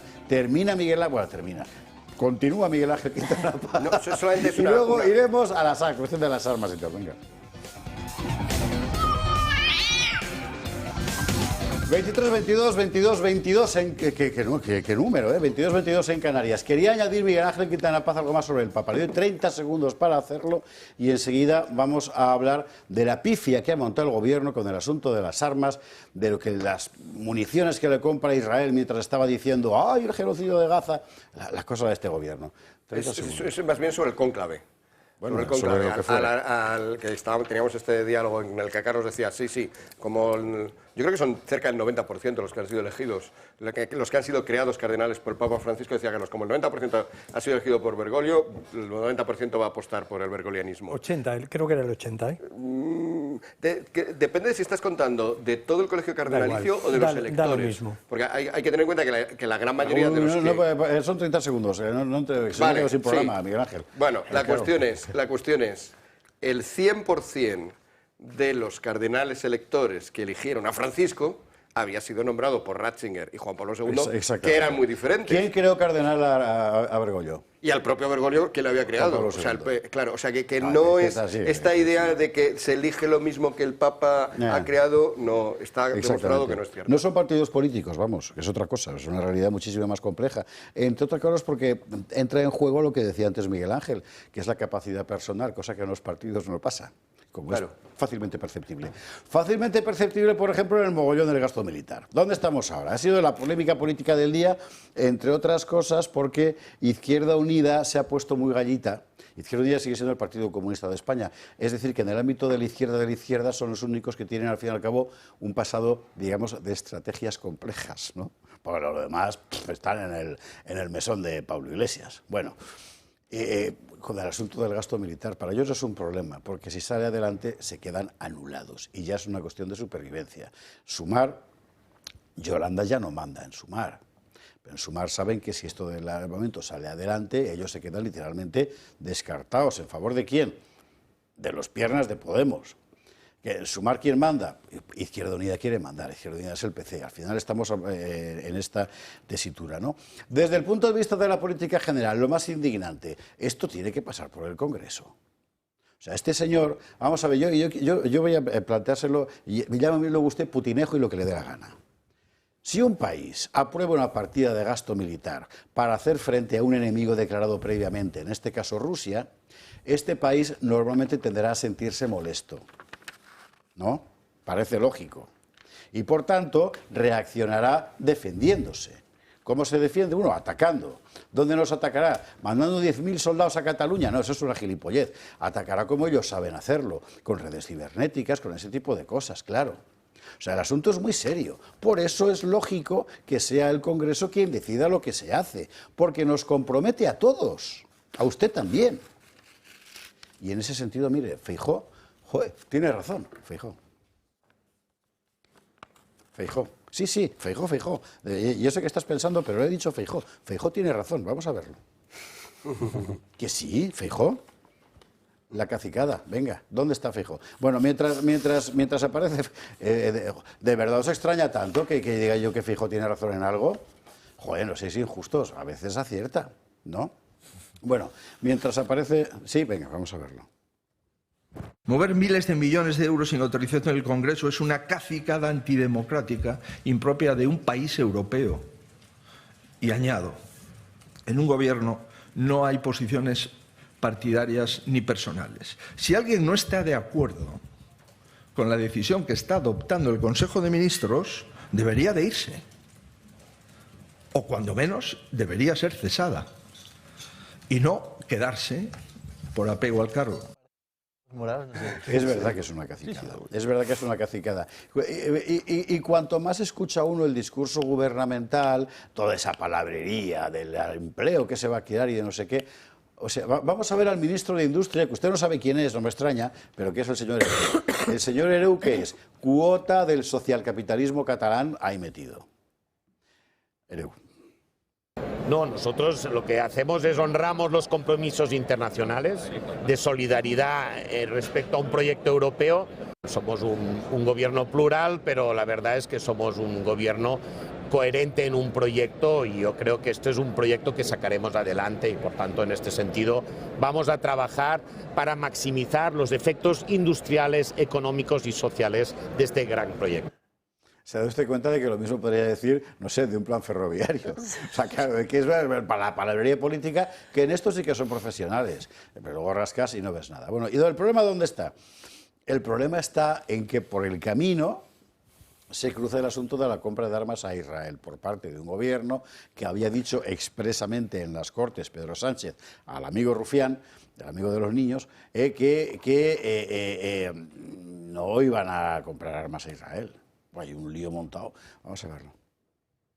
El Ministerio de Interior de Fernando Grande Marlaska comprará más de 15 millones de balas a Israel para la Guardia Civil, a pesar de que el gobierno aseguró haber anulado el contrato el pasado 24 de octubre como consecuencia de la guerra en Gaza. La adjudicación se realizó el Viernes Santo, en plena Semana Santa, por valor de 6,6 millones de euros. Según el gobierno, la compra sigue adelante porque se enfrentaría a una fuerte indemnización. Esta decisión abre la peor crisis del gobierno. Izquierda Unida ha amenazado con salirse del gobierno de coalición, en el que participa dentro de Sumar. Piden la rectificación y la dimisión de la ministra de Defensa y el ministro de Interior. Izquierda Unida no va a tolerar que ninguna partida del gobierno del que forma parte vaya a los intereses de un Estado genocida. Lo que sí vamos a plantearle al Partido Socialista, que si sigue por ese camino, lo único que está abriendo es la crisis de gobierno más importante de esta legislatura. Si son incapaces de cumplir su obligación política de anular este contrato, como es sencillo hacerlo, tienen que dar un paso al lado,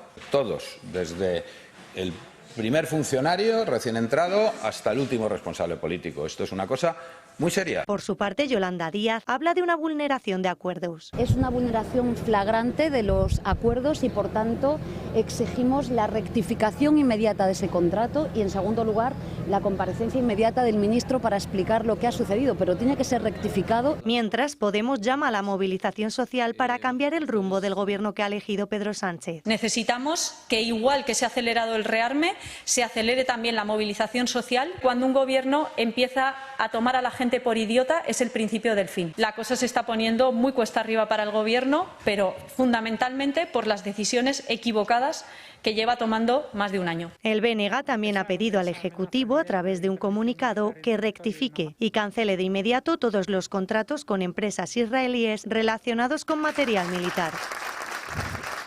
Cuando un gobierno empieza a tomar a la gente por idiota, decía Yone Belarra, ¿se acuerda usted que se lo dijo a Rajoy también en la comisión aquella? De usted me toma por tonta. Y Rajoy le dijo aquello de yo no voy a contestar a su pregunta porque no es cuestión de crear aquí mal ambiente. Pues eso es un poco lo mismo. Carlos César, ¿cómo ve esa cosa? Yo es que creo que esta izquierda de Bragueta no tiene dónde ir. Es decir, yo creo que efectivamente han perdido el discurso y se tienen que agarrar como sea a etiquetas de uy, qué malos son los israelíes, qué bueno es Gaza y similares. Sinceramente no creo que Yolanda Díaz y los ministros que hay, por cierto, tenemos tal cantidad de ministros que no sabemos ya quién era el ministro de Industria o quién es el ministro de no sé qué. Tenemos una inflación tal de cargos políticos que no sabemos ni para qué sirven, pero sí sabemos que cobran todos los meses. Una de las cosas que es evidente es que esta izquierda, y además también el Partido Comunista de España, Izquierda Unida y similares, ¿dónde van a estar mejor? Es decir, ¿quién les va a pagar por esta ausencia absoluta de trabajo? Nadie. Es decir, entonces, ¿quién va a protestar? Pues va a protestar los militantes o los cargos intermedios que no pillen, que no estén pillando, pero todos los demás, todos los que están viviendo de subvenciones, todos los miembros del Comité Central, todos los miembros de los comités regionales que están pillando subvenciones vía asociaciones, vía ONGs, vía no sé qué, o vía partido, esos podrán protestar un poquito, saldrán alguna vez aquí, pero no se van a ir en absoluto porque no tienen dónde ir. Yo creo que además esto, el propio gobierno se encuentra en un problema muy serio. Es decir, está prometiendo una cosa y la contraria a los mismos, a los poderosos y a los que no lo son. Y llega un momento en el que ya las mentiras ya no cazan, ya no es posible vender más el coche averiado. Entonces yo creo que estamos en un momento en el que el gobierno no está en una tesitura que no sabe muy bien qué hacer. Yo creo que aquí esto lo demuestra. Es decir, Pedro Sánchez no puede aprobar unos presupuestos, no quiere ni presentarlos, no puede aprobar una partida presupuestaria que va a ir a armamento, a pesar de que se ha comprometido a hacerlo. ¿Cómo salir de esta? Pues mintiendo y que los españoles no se enteren, y para eso es muy importante la participación de los medios comprados, y por eso le dedican tanto dinero a los medios comprados, para que los españoles no se enteren de que somos el país con menos credibilidad que hay en la OTAN, el país que menos invierte en todo. Y todas las cifras que da este gobierno, que va como un cohete, son absolutamente mentira, como demuestra Riera todos los días. Mucha gente piensa que esto va a significar la ruptura del gobierno. Yo sinceramente creo que no, y la mejor demostración es precisamente el hecho de que no vaya al Congreso. A Sánchez le importa un bledo lo que diga el PP allí. Lo que no quiere es obligar a sus socios a tener que retratarse, y sus socios tampoco quieren retratarse en el Congreso. Entonces ahora montan el pollo. Creo yo, en fin, no lo sé, César, ¿cómo lo veis? Bueno, yo cuando veo esto solo me sale reírme, porque es que me da la sensación de que la izquierda no vale ni para montar un picnic prácticamente. Decía el líder de estos, Marx, que la historia se repite primero como tragedia, luego como farsa. Estos son la farsa, el chiste de lo que fueron la Segunda República, donde estaban todos dándose golpes de Estado unos a otros, los catalanes traicionando a los unos, los comunistas. Y estos, los de ahora, yo creo que son tan inútiles que solo están ahí porque los poderes económicos, a través de las televisiones, de la prensa, les han permitido estar ahí. Pero no tienen ningún tipo de coherencia en nada de lo que hacen, en absolutamente nada de lo que hacen dentro del gobierno, porque es que además se están autodestruyendo. Es una mafia que entre unos y otros se están cerrando a ellos mismos todo el espacio que tenían. Entonces, a mí me parece catástrofe tras catástrofe, y esto solo puede acabar de una forma, que es con esta gente sin volver a gobernar en España. Marcela, Miguel Ángel. Yo espero que ese deseo que tiene César se cumpla, lo de que no vuelvan a gobernar en España, porque sería nuestra única solución.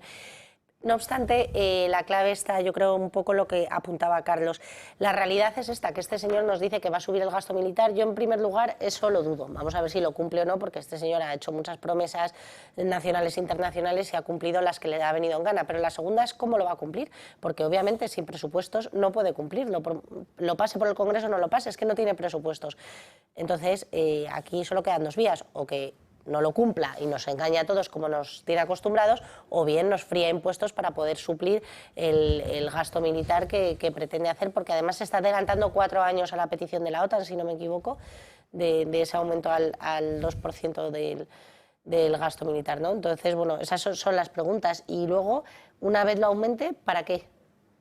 Porque, no sé, en este país en el que dejamos que entren aquí, o sea, que tenemos puertas abiertas a la inseguridad, tenemos puertas abiertas a inmigrantes masivos que no controlamos, pero a ti, español de turno o inglés de turno, te piden hasta toda tu información en un hotel, pero cuando pasa un inmigrante por la frontera no sabemos ni siquiera su edad ni su origen, pues no sé en qué vamos a gastar el gasto militar, o a dónde lo vamos a destinar, o a qué control, cuando la realidad es que España cada vez está más insegura y cada vez hay menos defensa de nuestras fronteras. Urtasun se ha apresurado a decir esta mañana que el gobierno de coalición no estaba en riesgo, pero claro, Urtasun, por seguir la línea argumental de Carlos Astiz, cobra 81.723,80 euros al año. Entonces, el que está en riesgo es él. Pero bueno, ¿y tú crees, Miguel Ángel, que el electorado de izquierdas va a tragar? Sí, y justamente por lo que comentábamos antes, o sea, si os fijáis aquí lo que hay es un montón de contradicciones. En un mismo gobierno hay una parte que está en contra de una medida y hay otra que es esta, la del gasto de rearme, y hay otra que sí. El Partido Socialista sí, los podemitas y demás sumarianos, ¿cómo se llaman los de sumar? Como sea, los sumaristas no, o sea... hay una contradicción con la realidad. Yo les llamo los de restar, si te vale. Los de restar. Hay una contradicción con la realidad. El Partido Socialista se apunta a este rearme, pero a su vez nos dice que no nos preocupemos, que esto no es militarismo, que esto no es lo de toda la vida, que nos quedemos tranquilos, ¿no? Quiere hacer algo nuevo, pero a su vez que parezca que no lo haga. Otra contradicción. Y la tercera contradicción, pues sería esta, ¿no? Pero, como hemos dicho, que vivimos en una época, la gran ventaja de vivir en una época de posverdad es que esto no importa. En cualquier otra época se hubiera roto, por ejemplo, el gobierno de coalición, porque le podrías decir a Urtasun, le podrías decir, oye, que has votado a favor de algo que tú mismo dices que está mal, que has estado en un... No has votado, has estado en un gobierno que al final todo es solidario de las decisiones que toma. Luego, dimite. Pero como aquí da igual, y las contradicciones no son tan contradicciones. Al PSOE podríamos decirle, oye, si de verdad apostáis por el rearme, lo que tú decías, ¿no? Que sea un rearme verdadero, que favorezca de verdad nuestra seguridad, tomároslo en serio, vamos a ver qué partidas cuentan como rearme, simplemente pues eso, para fingir que se está haciendo el rearme, de nuevo, con desprecio a la realidad, frente a lo que de verdad son los rearmes y lo que verdaderamente es apostar por nuestra defensa, por nuestros militares, por nuestra industria. Todo esto va a dar igual, gracias a todo esto, es una herramienta perfecta para los gobernantes, vivir en una época de posverdad, porque al final, como todo da igual, pero al final hay que decir algo, porque claro, no puede ser todo. ¿Quién decide? El poder. Es la época, curiosamente, más totalitaria, más, aunque se proponía al principio como una crítica a los totalitarismos, a los grandes relatos, al marxismo, al cristianismo, que veían también opresivo, a todas las grandes ideas que consideraban opresivas porque nos obligaban a seguir sus dogmas, al final, como nada importa, ¿qué importa? Lo que diga el jefe, lo que diga el que manda. Efectivamente, es así. Y esta es una reflexión que debería hacerse fundamentalmente el opinador maduro de izquierdas. Digo el maduro porque a los jóvenes ya lo vemos en las redes y no piensan nada. O sea, solo tienen reacciones tirando patas por alto y escupiendo y esas cosas, ¿no? Pero bueno, alguien debería hacerse una pregunta, ¿no? Alguna, no lo sé. En fin. Bueno, un claro ejemplo de esa posverdad han sido las dos últimas legislaturas, una más corta y otra más larga, que es que no se le penaliza en el voto, a pesar de que no ganó el Partido Socialista las elecciones, pero no hay penalización de los votantes y la población está adormecida con todo lo que está pasando, entonces es un poco ese también de derechas o lo que llaman derechas. Claro, pero ¿por qué? Porque a su vez el principal argumento que utiliza el Partido Socialista, ¿cuál es? Que viene la ultraderecha. No es un argumento sobre la realidad de voy a daros esto, vais a vivir mejor, como estáis notando ya en estos años en que he gobernado, para los que vienen, pues la inflación va a bajar, vuestros sueldos van a cundir más. Ese no es el argumento, no es un argumento sobre la realidad, que eso sería creer en la verdad. Es un argumento de que viene otro que mandará peor. Sí, pero mejor que mande yo a que mande él. La gravedad de decir en una campaña electoral, y ya perdón porque nos hemos desviado un poco del tema, pero no voy a gobernar con Bildu, o la gravedad de decir no voy a amnistiar a Puigdemont y hacerlo, y que el pueblo español no haya hecho nada. Porque lo importante es que no gobierne el otro. Al votante promedio de izquierda le parece mucho más importante que no gobierne Vox que gobierne Bildu. Y también le parece, sí que es el mismo tema, y también aceptará que compre armas a Israel, en este caso municiones, mientras al mismo tiempo está denunciando el genocidio de los palestinos. Bueno, es que eso les da absolutamente igual. Y lo que haga falta, si igual lo que tenía que hacer Vox es intentar imponer su mensaje desde dentro del PSOE, igual así te lo compran los votantes. Yo creo que hay algo que le intenta imponer desde dentro. Y es por un lado toda una red de organizaciones, de gente organizada, que no tiene otros partidos ni otros sectores. Es decir, toda la izquierda, especialmente la izquierda marxista y similares, tienen todo un tejido social de decenas o cientos de organizaciones que están unas subvencionadas, pero la mayoría tienen 3, 4, 5 personas viviendo de eso. Entonces eso es un tejido social que difunde, que realmente rescata los discursos, como para, retomándolos, hacer que la población no se entere. Y luego el control de los medios de comunicación. Eso es indudable. Es decir, por eso el gobierno está tan preocupado por controlar las redes sociales, porque es una de las cosas, uno de los agujeros por los que se le escapa el relato. Atentos a esta cuestión, que las dos que cuenta Carlos Astiz. La primera, si le interesa, tiene usted que entrar en X y mirar la cuenta de Pablo Cambronero, que publica los hilos con a quién van las subvenciones que con su dinero reparte el gobierno. Esa noche usted no va a dormir. La siguiente dormirá mal y la tercera ya le dará igual. Y la cuarta usted querrá asaltar el Palacio de la Moncloa. Así que yo le invito a leerlo porque nadie ha hecho ese trabajo. Y hay que verlo, ¿eh? Y hay que verlo. La segunda, 850 millones de euros parece que podría poner Telefónica para comprar El País y La Sera. Que ahí estamos, ¿eh? En fin. Bueno, Publi, que tenemos relevo en la otra cúpula, en la del Foro Económico Mundial, el Foro de Davos, no tendrás nada y serás feliz. Klaus Schwab, el doctor, ¿no?, se jubila y el que viene es también un premio importante. Pausa para la publicidad y a la vuelta, a ver, ¿quién manda en el Foro de Davos? Enseguida.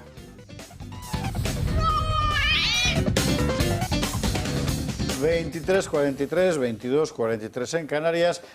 Esto se lo vamos a contar y dice, ¿no van a hablar de Begoña y del fiscal? Pues la verdad es que no, porque usted ya lo sabe. Bueno, si da tiempo igual sí, pero usted ya lo sabe y por otra parte me gustaría armarlo todo y cada vez que empiezo a contar esto Miguel Gutiérrez tiembla y dice, oh no, sí Miguel, para ver cómo estamos ahora. claro, ¿usted se acuerda cuando empezamos a hacer el laberinto? Pero para tratar de explicar el mapa. Bueno, tenemos un montón de elementos ya en el rompecabezas que están visibles, ¿eh? Pero bueno. Sin embargo, lo de Klaus Schwab, pues no se lo va a contar nadie más. Porque esta gente manda, reparte dinero y todo el mundo lo cubre cuando hablan, pero de lo que de verdad pasa allí, el resto todo es silencio. Nosotros no, nosotros se lo contamos. Así que el doctor No se jubila, llega el doctor No Plus y Miguel Gutiérrez se lo cuenta. Occidente está cambiando a marchas forzadas con el auge del soberanismo y los globalistas son conscientes de ello. Klaus Schwab, fundador y presidente ejecutivo del Foro Económico Mundial, pilar de las políticas globalistas, ha dimitido por sorpresa.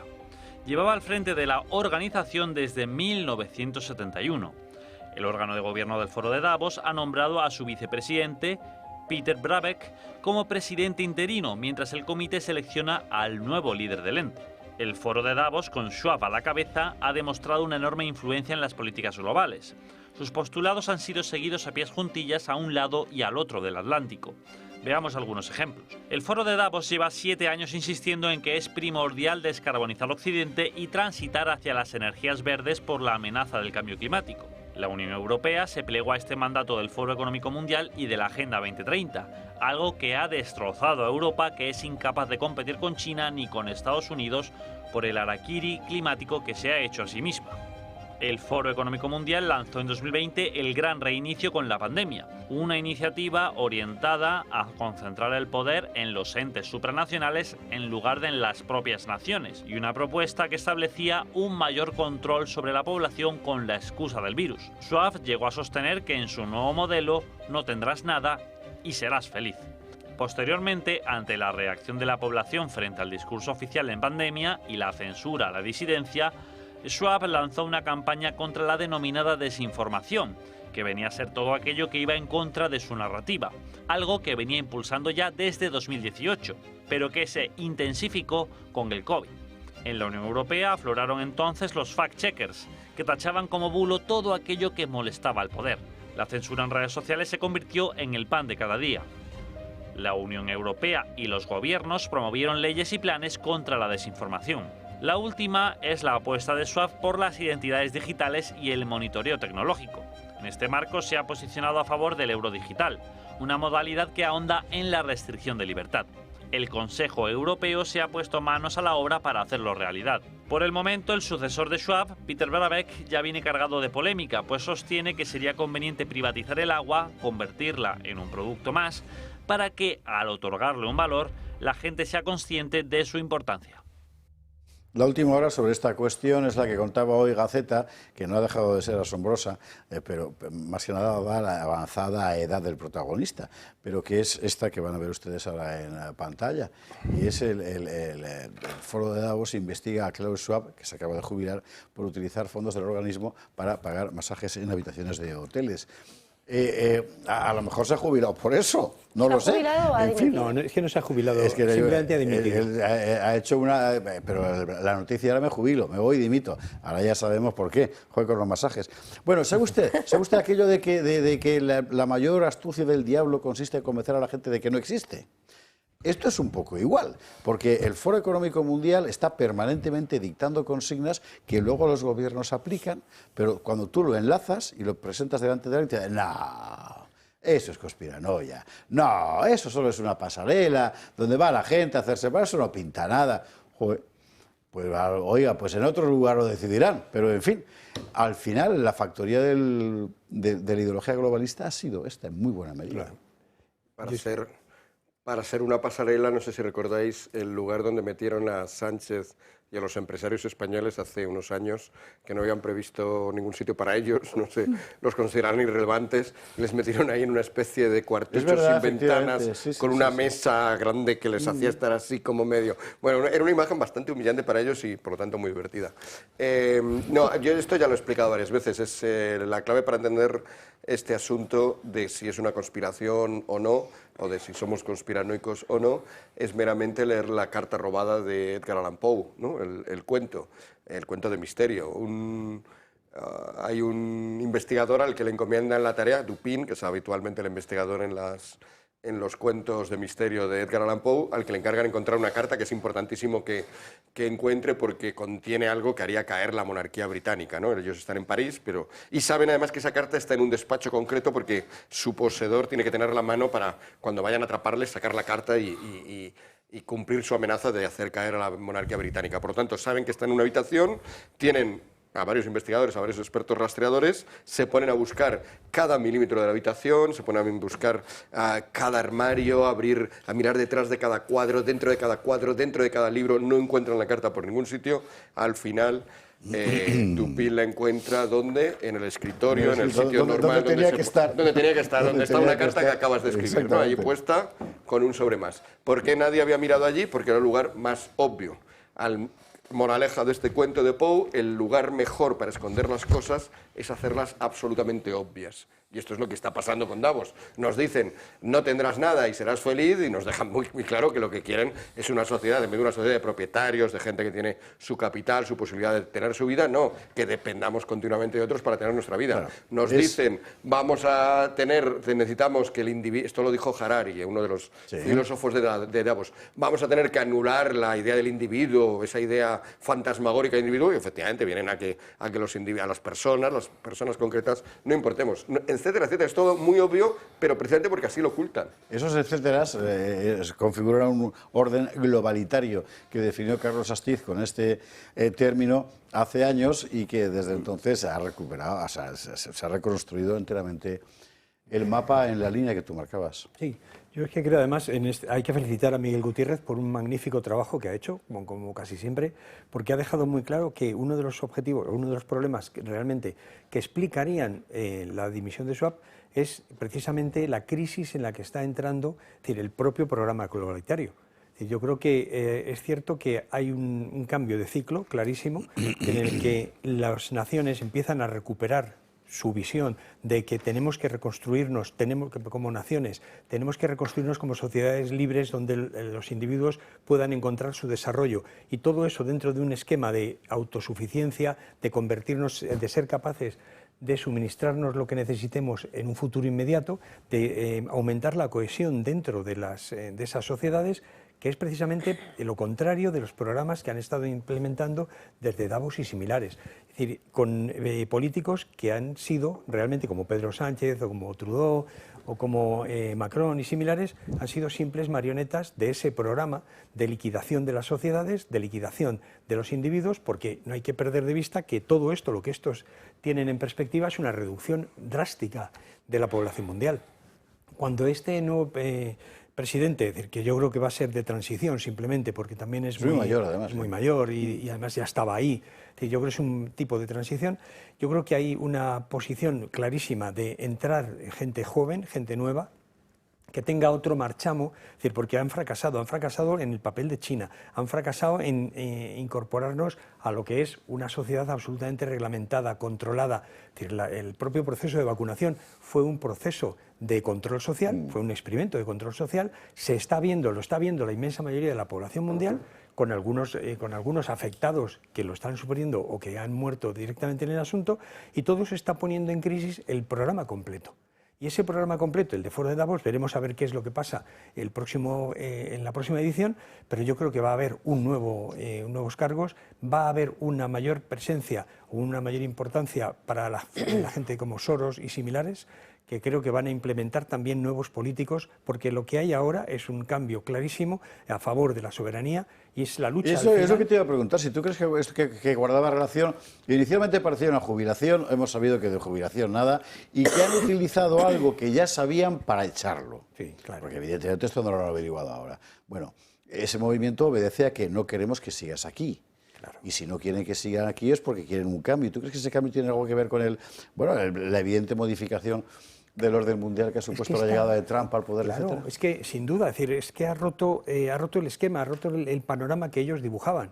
Y ese panorama, es decir, de vuelta de nuevo a las naciones, al papel de las naciones, a la autosuficiencia de las naciones, al papel de los individuos como creadores de su propio destino. Es decir, esas sociedades democráticas, libres, que se enfrentan precisamente a ese diseño de sociedades controladas, globalitarias. Es decir, el ejemplo del agua que pone este nuevo fulano, ¿no? Es decir, es una cosa que estamos viendo en España. Cómo hay todo un proceso de privatización de embalses, hay embalses en Madrid, hay embalses en otras autonomías españolas que ya están privatizados, que son de Bezoya o que son de Nestlé, que este señor fue presidente de Nestlé. Todo esto es un proceso de privatización de todo aquello que puede servir a los humanos para sobrevivir y para progresar. Y eso es precisamente lo que pretenden eliminar. Y eso está en crisis, ese modelo está en crisis, y el que está en auge es precisamente el modelo de vuelta a la soberanía, vuelta a la autosuficiencia y vuelta a construir realmente un mundo mejor, grande otra vez. Enseguida os doy la palabra, pero es que acaba de estallar una bomba informativa y seguramente más en Colombia. El canciller, hasta ahora, Álvaro Leiva, que ha dimitido, acaba de publicar una carta explicando su dimisión y dice, entre otras cosas, que la razón fundamental de su dimisión es que el presidente Gustavo Petro tiene graves problemas con las drogas, que estuvo perdido en París 2 días y tuvo que ser rescatado por la inteligencia francesa y encontrado en un lugar muy bochornoso, aunque no dice cuál. Le dice además que la actual canciller, Laura Sarabia, en realidad está ahí porque es su amante y que su trabajo es satisfacerle algunas de sus necesidades personales. Colombia, o sea... Lo de París recuerda un poco al rey de Marruecos, ¿no? Que también se perdía de vez en cuando por París. Sí, pero no salía el presidente del gobierno, el ministro diciendo... Hay fotos de Petro en el propio avión presidencial, borracho como una cuba o drogado como una cuba. O sea, y manifestaciones públicas a favor del consumo y de la legalización, etcétera. Madre santa, joder.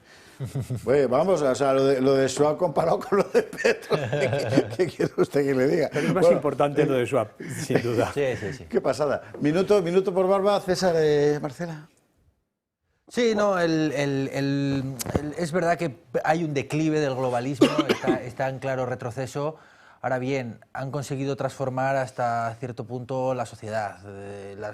Sobre todo las generaciones más jóvenes sí que tienen integrado de una forma bastante profunda el tema de vivir por suscripción, la McDonaldización de la sociedad, vivir todo lo quiero rápido, lo quiero de baja calidad, no tendrás hijos y serás feliz. Esos argumentos se han comprado.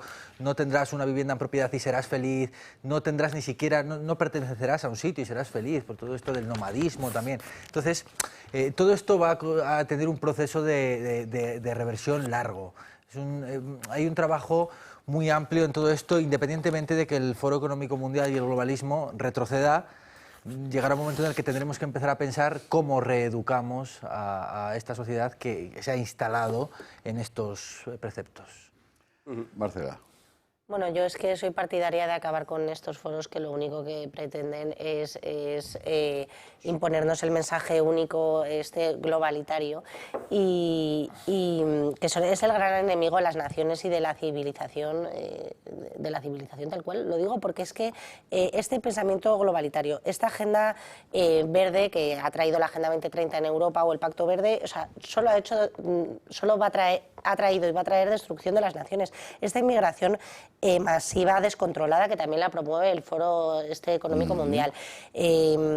Acabar con la soberanía nacional. Apuntabais ahora el tema del euro digital. Todo esto es control y pensamiento único, es lo único que buscan. Entonces, esto lo único que hace es acabar con las civilizaciones y con las naciones tal y como las hemos conocido hasta ahora. Entonces, yo soy partidaria de acabar con todas estas políticas y cesarlas de inmediato.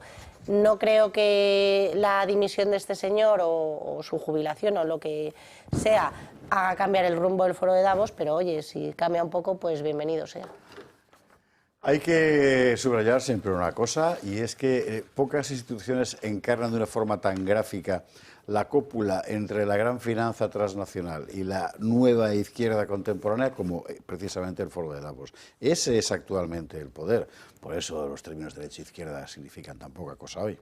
En fin, señores, hay 30 segundos. Bueno, Miguel Ángel ahora seguirá hablando aquí. Digo que por eso sí que tiene algo bueno que siga, porque lo visualiza.